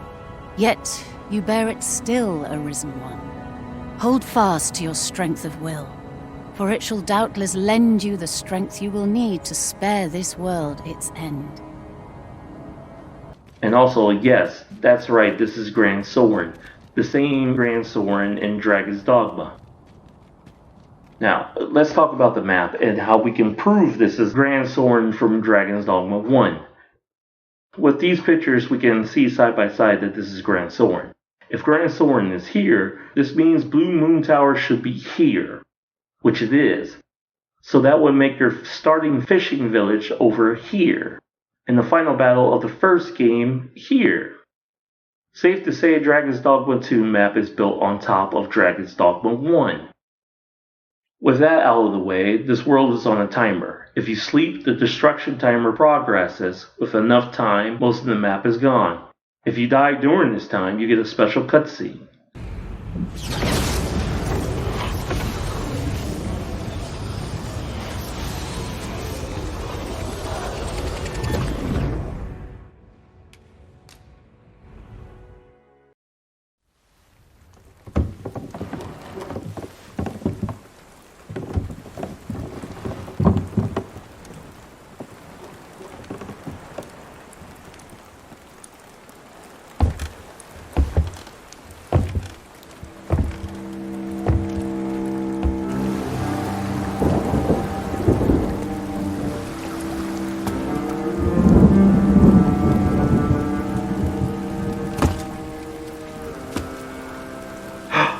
That's right, you become the River Elder, telling crazy stories to the next Arisen in the fake world. You can slow down the timer if you take out all the red beams of light across the map, 5 in total. There are 3 unique ones you have to deal with if you save the Tallow statue. It will be powered by your pawn to kill beams 4 and 5, along with key lines from phases. This was your doing, was it not? I'll not pretend to understand, but you have my gratitude all the same. 'Twas enough to give me hope of snatching this world from the jaws of ruin. Truly, the strength of the mortal will ne'er ceases to amaze. You seem distracted. Is aught amiss? Perhaps you believe destruction to be my goal, that I seek to bring an end to this ill-begotten world. However, naught could be further from the truth. In this world, I exist only to observe, to read all that unfolds. Arisen? Could it be that the world forged addresses you even now? Well, 'twould seem that this man is aware of my presence, if only in part. I confess I know not what you are, nor do I care. Be you a transcendent being of a piece with the divine, or only an observer keeping watch on us from afar. Know this, you have no right to deem this world a mistake. He bears a will strong and true. Had he but chosen a different path, he would have made a fine Arisen. Yet, there is no sense lamenting what might have been, for that title has lost all meaning. After all, what need is there for Arisen in a world coming apart at the seams? You underestimate mortal kind at your peril. Mark my words, the day will come when I divine the truth of this world. And on that day I shall free it from its yoke, from the burden of this loathsome dogma of dragons! If you didn't save the statue, you have to deal with 2 extra beams that are repeat fights of beams 1 and 2. Notably, the 3rd red beam that is in Bakbattahl has a special fight that is not a lesser brine dragon, but this strange artifact that summons monsters instead. Also, Sven becomes king anyway.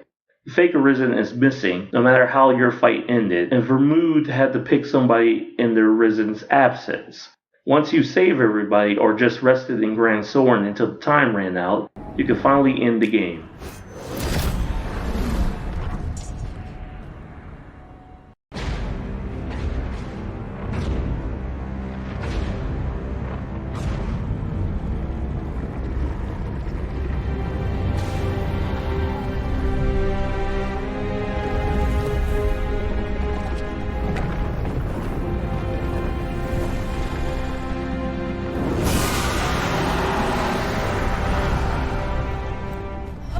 fast forward to the good stuff.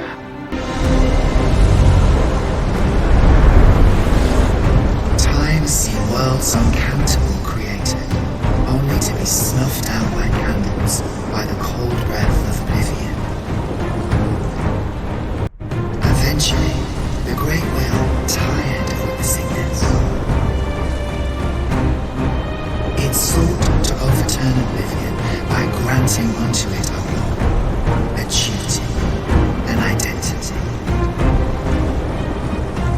I speak of the dragon. By the Great Will does the dragon create a cycle, allowing it to forestall the end of this world time and time again. Yes, there is a. This world has been safeguarded by the dragon. You yourself were chosen to form the kingdom of this cycle. The Arisen is selected by the Great Will to play the role of the dragon's counterpart. That is how this world is built. The dragon serves to continue the cycle, and the Arisen exists to oppose it. This is the true meaning of the dragon's law. Once, everyone in this world had a role to play. For a well-crafted tale has no excess. There must be a reason for each character's inclusion. Yet, this means that should even one of these characters stray from their assigned role, the tale entire will unravel.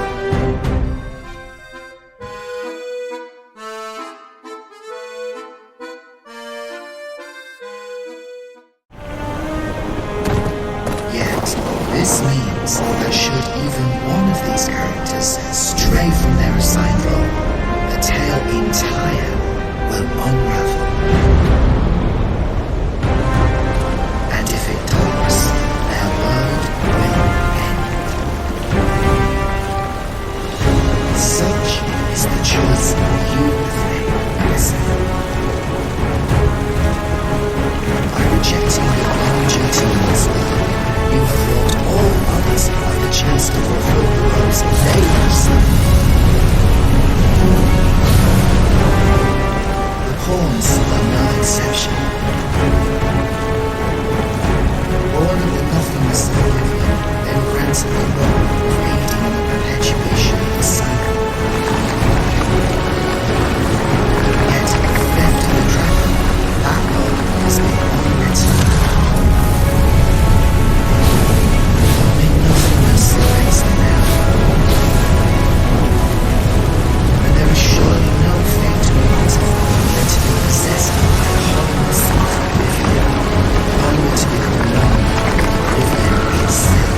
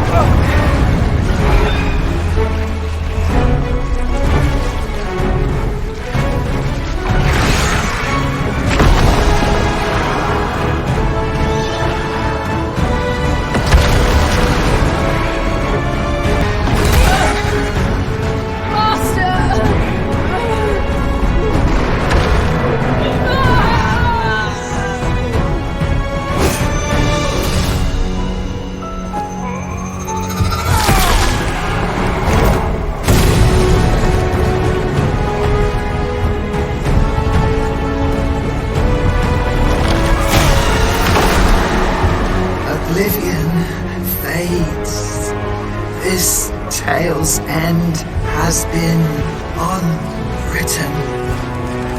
My heart, it aches. A new world comes. A new tale is set to unfold. Yet, it seems I will not be there to watch it.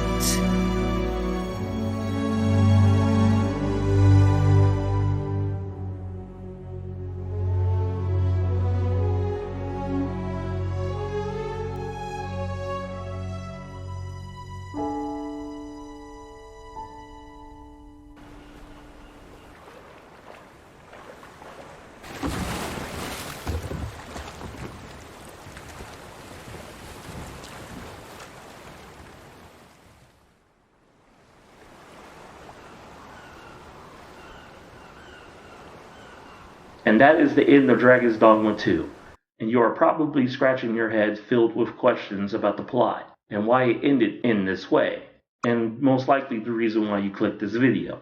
It is finally time to address all of this. Keep up, because this is where the fun begins. The why.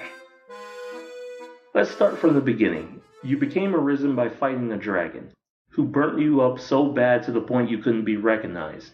Taken to Vermund to recover and confirmed arisen by Oracle Lutz. This is when Disa makes her move. We know the why. She wants to keep power and give it to her son, who she firmly believes will make a good ruler. At the very least, better than some stranger randomly chosen by the dragon. Plus, there is a history of Arisen going mad with power, due to the tales of the Mad Sovereign, and who was so bad they'd banished his existence from history.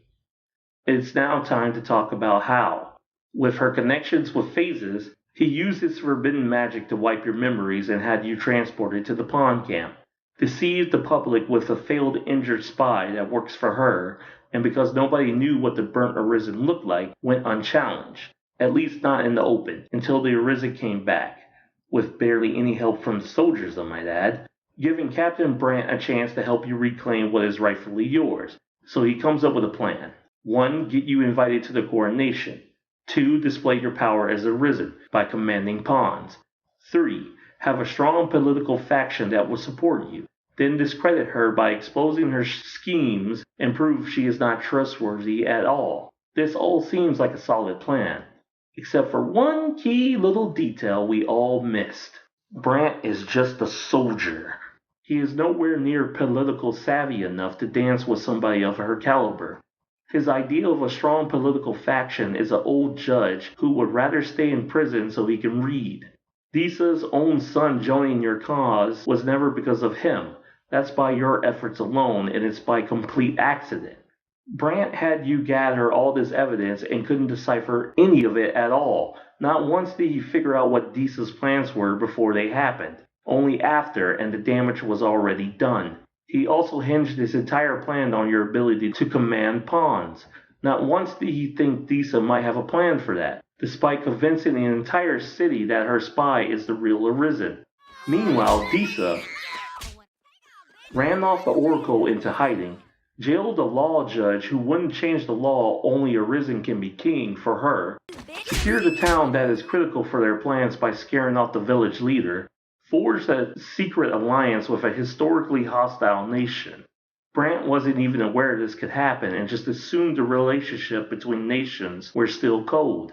Then provided that nation with a workforce of pawns who are abundant in their nation, turning them into an effective bargaining resource. In return, gets a shiny new item that allows them to control pawns and uses it to prove her fake Arisen's claim to the throne. By the way, she just made Vermund into a military superpower, because pawns can't die, and now she has a way to control them. Bakbattahl may have discovered it, but they can't really use it due to Bakbattahl culture of shunning pawns. Nominated her son as the next consul after the coronation, and to top it all off, set in motion a plan for the newly crowned fake Arisen to meet an unfortunate accident. That is why Savan became king in the Unmoored World so fast. Disa already had everything ready to go as soon as the fake Arisen disappeared, no matter the reason. Disa is a political force. Brant stood no chance. He already lost before he had even begun. Hell, if Disa had enough time, she would have forced Phases into marriage and unified the entire land. Phases is a smart man, but we forget he is just a nerd. He wouldn't stand a chance if she decided to lock in. Speaking of Phases, let's talk about his role in the story. We know he talked to the Dragonforge at the Bakbattahl coast. This guy likes to talk, so chances are this is here where Phases learned about the dragon and the cycle. This event is where Phases decides he is going to break the cycle of dragons picking the Risen. From Abroch's diary, we learn Phases is a genius and revived forbidden magic because it can control monsters, let alone dragons. Introduced by a self-proclaimed missionary 40 years ago and has roots in dark magic, probably the same magic that the Cult of Salvation was using. They are trying to unravel the truth of this world based on what the Dragonforge said. So Phases secured funds and authority from his high-ranking officials he impressed with his research papers that leave out forbidden magic so he can work on his real goal, summoning and controlling the dragon. By the time Nadidia became Empress, he already secured even more support with their experiments, gaining a lab tailored to their needs. He studied pawns coming from the Rift as well, and his position is second only to the Empress. We also learned this. They are excavating Moonglint Tower and believe it holds important clues about the world. But he has a problem. The people of Bakbattahl consider all forms of flame sacred, and Moonglint Tower is on volcano land, meaning it's hard to get people to work there. If only he had a huge workforce that doesn't ask questions, a workforce people don't really care about if they go missing. Enter the God's Way. Blue crystals that wash up to the coast that just happens to have the power to control pawns. He now has an undying, disease-immune workforce that the public shuns, but where is he going to get a large number of them? Maybe someone from Vermund would like to help, perhaps. And this is where Disa entered the picture. She probably noticed him kidnapping pawns and set up a deal to help her with her coronation problem. With funding, forbidden magic, and the God's Way, Phases was ready to put his plan of summoning and controlling the dragon into action, which is Step 1, clear a way into Moonglint Tower. Step 2, create a big enough God's Way that will allow him to control the dragon. Step 3, summon said dragon. Step 4, kill the false Arisen in an agreement with Disa. And Step 5, control the dragon, thus freezing the cycle, preventing the idea of the chosen one of the world, and I am guessing here, lower monster activity that only increases when the dragon is active. Obviously, this didn't work for one key reason as well. He, like everyone else, surprisingly, had no idea what the real dragon looked like. So when the real one showed up and killed the lesser dragon, he had no plan for this one. He knew you, the Arisen, showing up means the dragon is about to be slayed again. He missed his chance that took at least 20 to 30 years in the making, and has no clue if he can attempt this again in his lifetime. Hence is why he's pissed at you, the Arisen, for continuing the cycle. I am sure you, the viewer, have these questions about Phases by this point. 1. How did Phases hide all of this from the Empress? Simple. Nadidia is worse than useless. She knows jack shit about anything going on in her own nation. When you ask her about the Forbidden Research Lab, she says this. The God's Way. This word is unfamiliar to us. Of what do you speak? We know less of the world than we would like. Her quests are objectively a waste of time in terms of moving the plot forward. Her own personal servant planned her assassination because basically she has more use dead than alive. Also keep in mind she didn't even know of the pawns being sold into a pawn camp and being used as a workforce. An explanation as to why she doesn't know anything is because she prays all day to the green flame. It is speculated by the community that the Lambert's flame is useless, with certain files you can find in the game around that area as evidence, but with careful reading of the text, it sounds more like the flame has been around for a long time. There's also the fact in the post-game, Bakbattahl is the only being that didn't get attacked by the lesser brine dragon, but got overrun by monsters instead. Lambert's flame may actually scare away dragons. However, it is questionable if Nadinia's prayers actually do anything. Anyway, Phases is the real person calling the shots. Second common question is, how and why are we helping Phases in the first place? You're not. You just went to his lab to learn about the God's Way and got sent on a series of talk to this person, only for a strange ghost cat man to give you his soul in blade form as an excuse to talk to Phases. The Pathfinder sped things up by sending you after him to Moonglint Tower. This leads to the third most important question. You, the Arisen, broke the cycle and ended up killing them. So why did the Pathfinder help you? Because the story went way off script. The ending gave us new revelation. Everyone has roles, and if they go off script, everything unravels. Here is a list of everything the Pathfinder had to correct. We already covered what Disa did, so to fix that problem, the Griffin Express had to be sent to pick up the Arisen. Because Brant was so incompetent and Nadidia so useless, the Pathfinder had to just tell you where to go to learn more about the God's Way. Phases went way off script. By rushing off to Moonglint Tower to the point Talos had to get involved, he was supposed to wait for the bigger God's Way, according to Ambrosius, but said fuck it, we ball, and went anyway without the Arisen. The Pathfinder sent you after him and used Talos to slow him down, for you to catch up. We know the dragon hates its job from the monologue it gave while flying. It had no intention of finding you to do battle, so the Pathfinder had to send you to it. The Seneschal refuses to die, and actively seeks to kill the Pathfinder.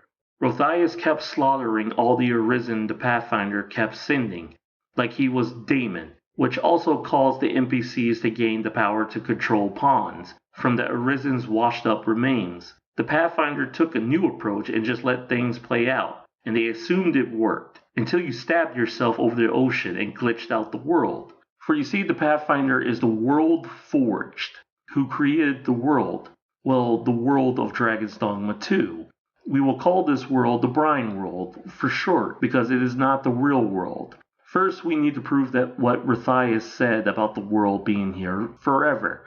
Was the Brine World always here, even in Dragon's Dogma 1, or created on top of the old world? The answer is the latter, and here's why.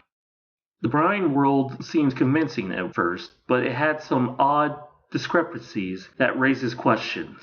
The rules of the story is pretty consistent, which made these oddities really stand out. The minor oddities are the player Arisen can repair riftstones, yet there are some you couldn't repair, like there wasn't supposed to be there. I think these are the riftstones unique to the Brine World, and unlike the real ones, these barely work. The loot of the world is noticeably bad. I didn't think much about it at first until this happened. Naught feels quite so wasteful as coming upon a fine piece of equipment after purchasing the very same item in a shop.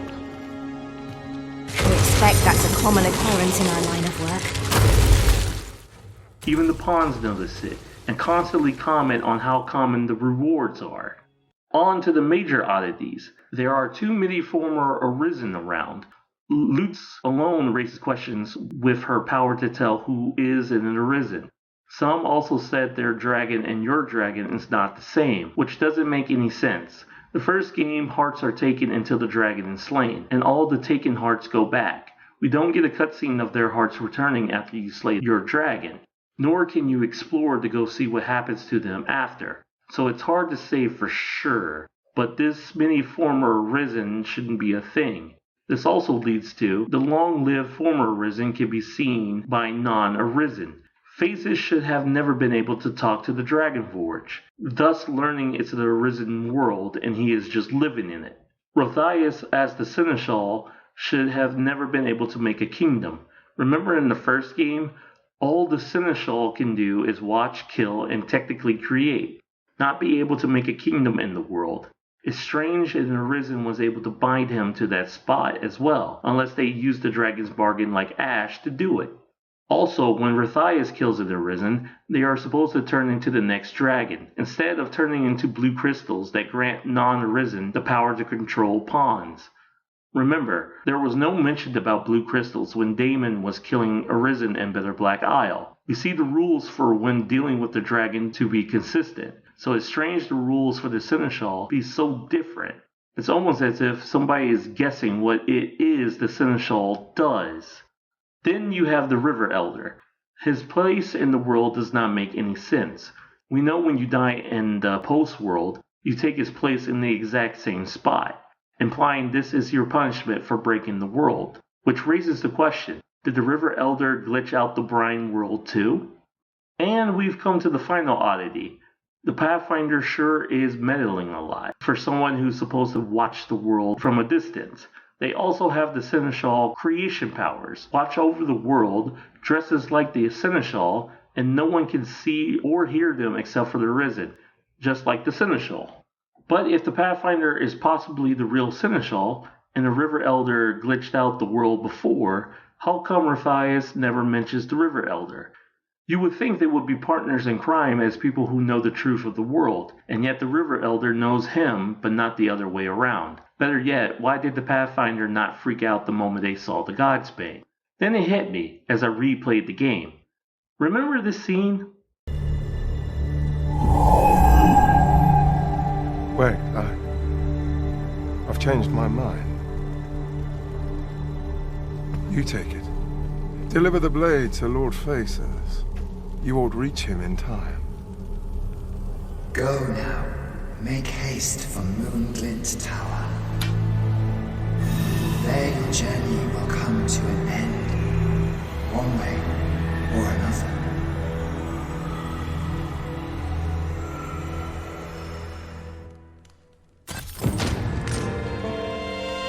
Then I wish you good fortune. At the time, it didn't seem like much, but in this scene, the Pathfinder calls that item the Godsway. There is absolutely no way the Pathfinder should not have known what this item truly is. A, if the Pathfinder in the world they created was always here, even in Dragon's Dogma 1, the Pathfinder would know this is the Godsbane, and would have taken it away due to how powerful this weapon is, and how it could take the story off script even more. B, if the River Elder had used this before to glitch out the world, the Pathfinder would have confiscated this right then and there, but they didn't, which means the River Elder never glitched out the Brine world, and if he never glitched out the Brine world, how did he know the world is fake? So because the Pathfinder has never seen the Godsbane and how it functions, we can conclude the Brine world happened after the events of Dragon's Dogma 1. We finally have a possible answer as to why the River Elder knows about the real world. Our death in the post-world gives us a hint. The River Elder is a Arisen, more specifically, the last true Arisen before the Brine world was created. Because he knew the truth, the Pathfinder just gave his Arisen role to somebody else to start with a fresh, clean state. And yes, that means the River Elder has been living for an extremely long time. Even before Matthias. We know this is possible because Arisen can't die to old age or disease, hence is why he keeps going on and on about how good his memory is. Before we talk about why the Brine world was created, first let's clear up who is speaking at the end of the game, and who is this massive dragon. Notice this dragon is even bigger than the red one. It also starts turning into the brine when it touches the clouds, a form of water. It looks like the dragon is being taken over by the brine at first, but I tried to stay on its wing as long as possible, and I found out the brine keeps moving despite the fire, which means the fire the dragon breathes is not for the brine, it's to burn you. Also notice when you stab it, the brine tentacles spraying from its chest, further confirming this dragon is the brine. Second, the dying speech the Pathfinder gives. The only thing you stabbed with the Godsbane is the dragon. There is also that cutscene at the end of the game of the River Elder finally able to sail the sea, suggesting that the brine is gone. Thus we can conclude the Pathfinder is the dragon that is also the brine. Now we can investigate what the Pathfinder said. So apparently the real world kept getting destroyed, either because of Daemon who kept destroying cycles in Dark Arisen, or finally answering a long time question from Dragon's Dogma 1, What happens to a world when the Seneschal either doesn't find a successor in time or themselves? In the player's pursuit for the true ending in Dogma 1, we destroy the world in the process. It's even possible that every time the player restarted their game by deleting their old save file, the world got destroyed for our new game plus. Low-key, I am just now wondering, does the game save your pawn from a deleted save? Anyway, this would also explain how the pawns are aware you started a new game after the credits roll and say this. Arisen, I knew you loved this world too much to leave it behind. Because of this, the Greater Will, realizing it's probably not a good idea to sustain the world on people with strong wills that do whatever they want, decided, fuck it, the Brine is the new Seneschal now. That's right, I said Seneschal, because the Pathfinder has all the powers of one except granting the Godsbane. That power, it seems, can only be granted by the Seneschal who proved themselves as Arisen. We also know the Godsbane is the only weapon that can kill the Seneschal, and that's what we use to kill the Brine Dragon. That's not all. Notice how we summoned the Brine Dragon. We did it at the same spot the Everfall portal should be, like it was in the first game. Now, as the new Seneschal, the Pathfinder created the new world on top of the old one, with all the same systems, except for the office of the Seneschal, that has been nerfed. As long as everyone plays their roles, the Brine world will continue without being constantly destroyed. It's why the Pathfinder complains about you refusing your role when you get to the post-world. If you simply sat on the throne to beat the game, the world continues. So to recap everything, events of Dragon's Dogma 1 and Better Black Isle happen, establishing the cycle and its rules for the player. At some point, the Brine is granted Seneschal-like powers, and they use it to remake the world, on top of the old one to forestall oblivion, keeping everything the same, including the cycle's rules to the best of its ability. Then quietly watch the fake world, interfering when necessary, like the time when the two nations had a big war and stopped it with Talos.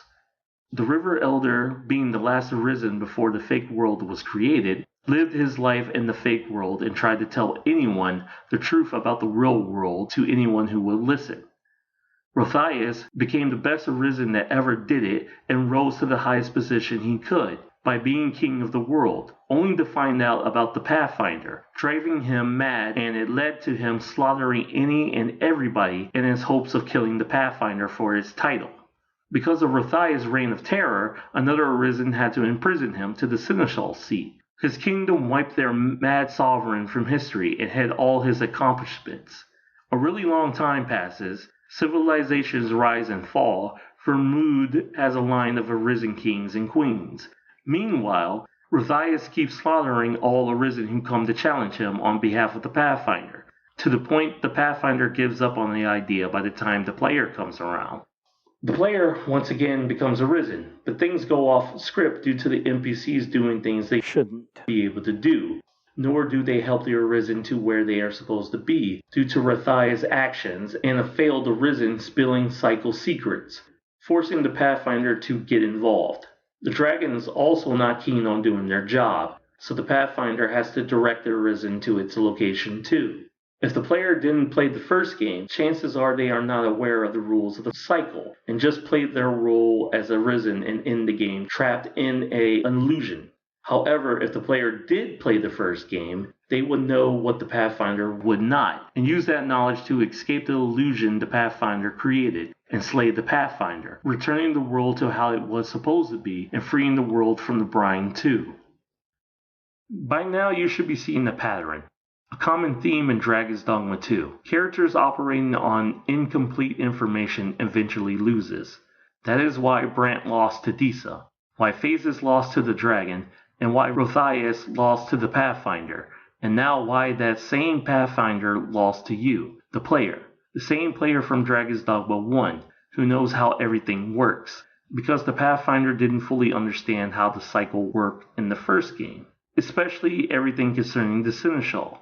The Brine world was full of mistakes that caused cracks in the illusion, with everybody refusing to play their roles, pushed the Brine world to its breaking point, and with you, the player, the final decider of whether or not the Brine world should exist. That is the complete story of Dragon's Dogma 2.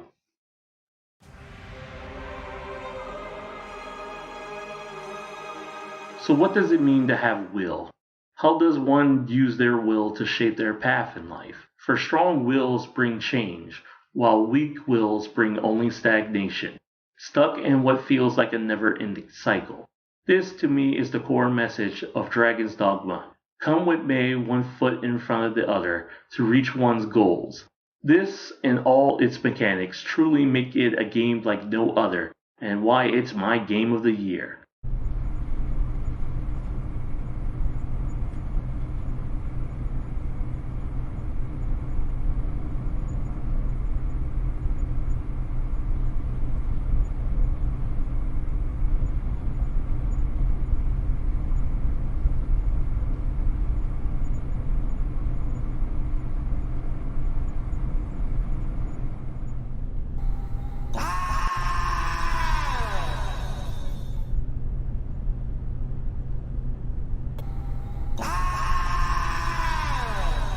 From the first game, we learned about the cycle, the roles everyone has to play or not play in some cases, and the consequences of those actions, setting up the rules of the world and what it means to be Arisen. The Arisen is the only one who matters, whose decisions changes the world while everyone else just has to deal with it.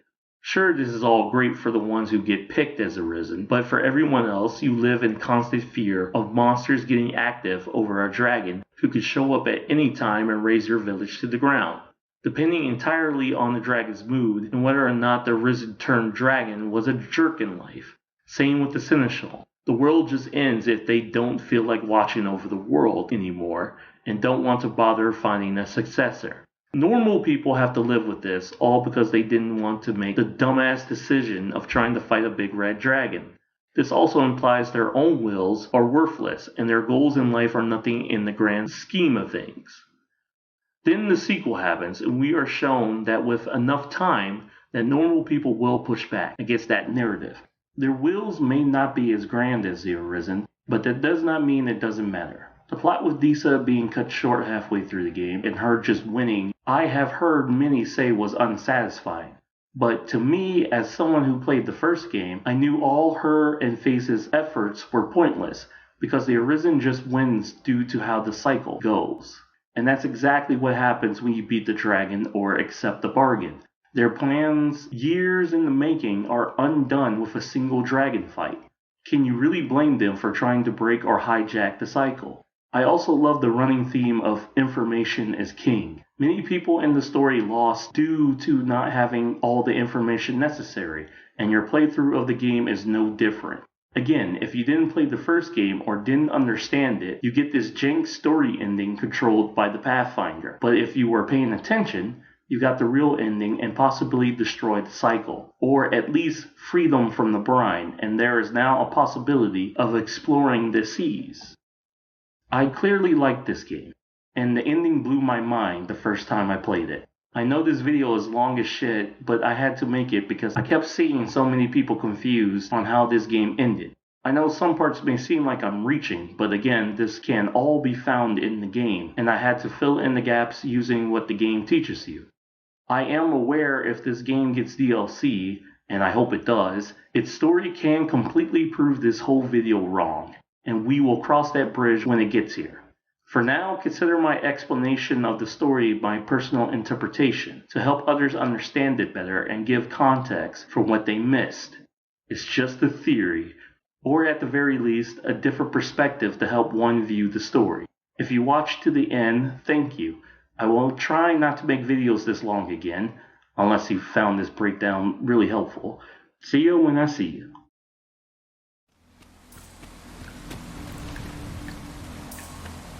How easily the mind unravels. Some say it's pain that does it best, others darkness. But I say neither. Rather, I say a mind cannot be more soundly broken than when it beholds its earnest efforts laid low in a single stroke.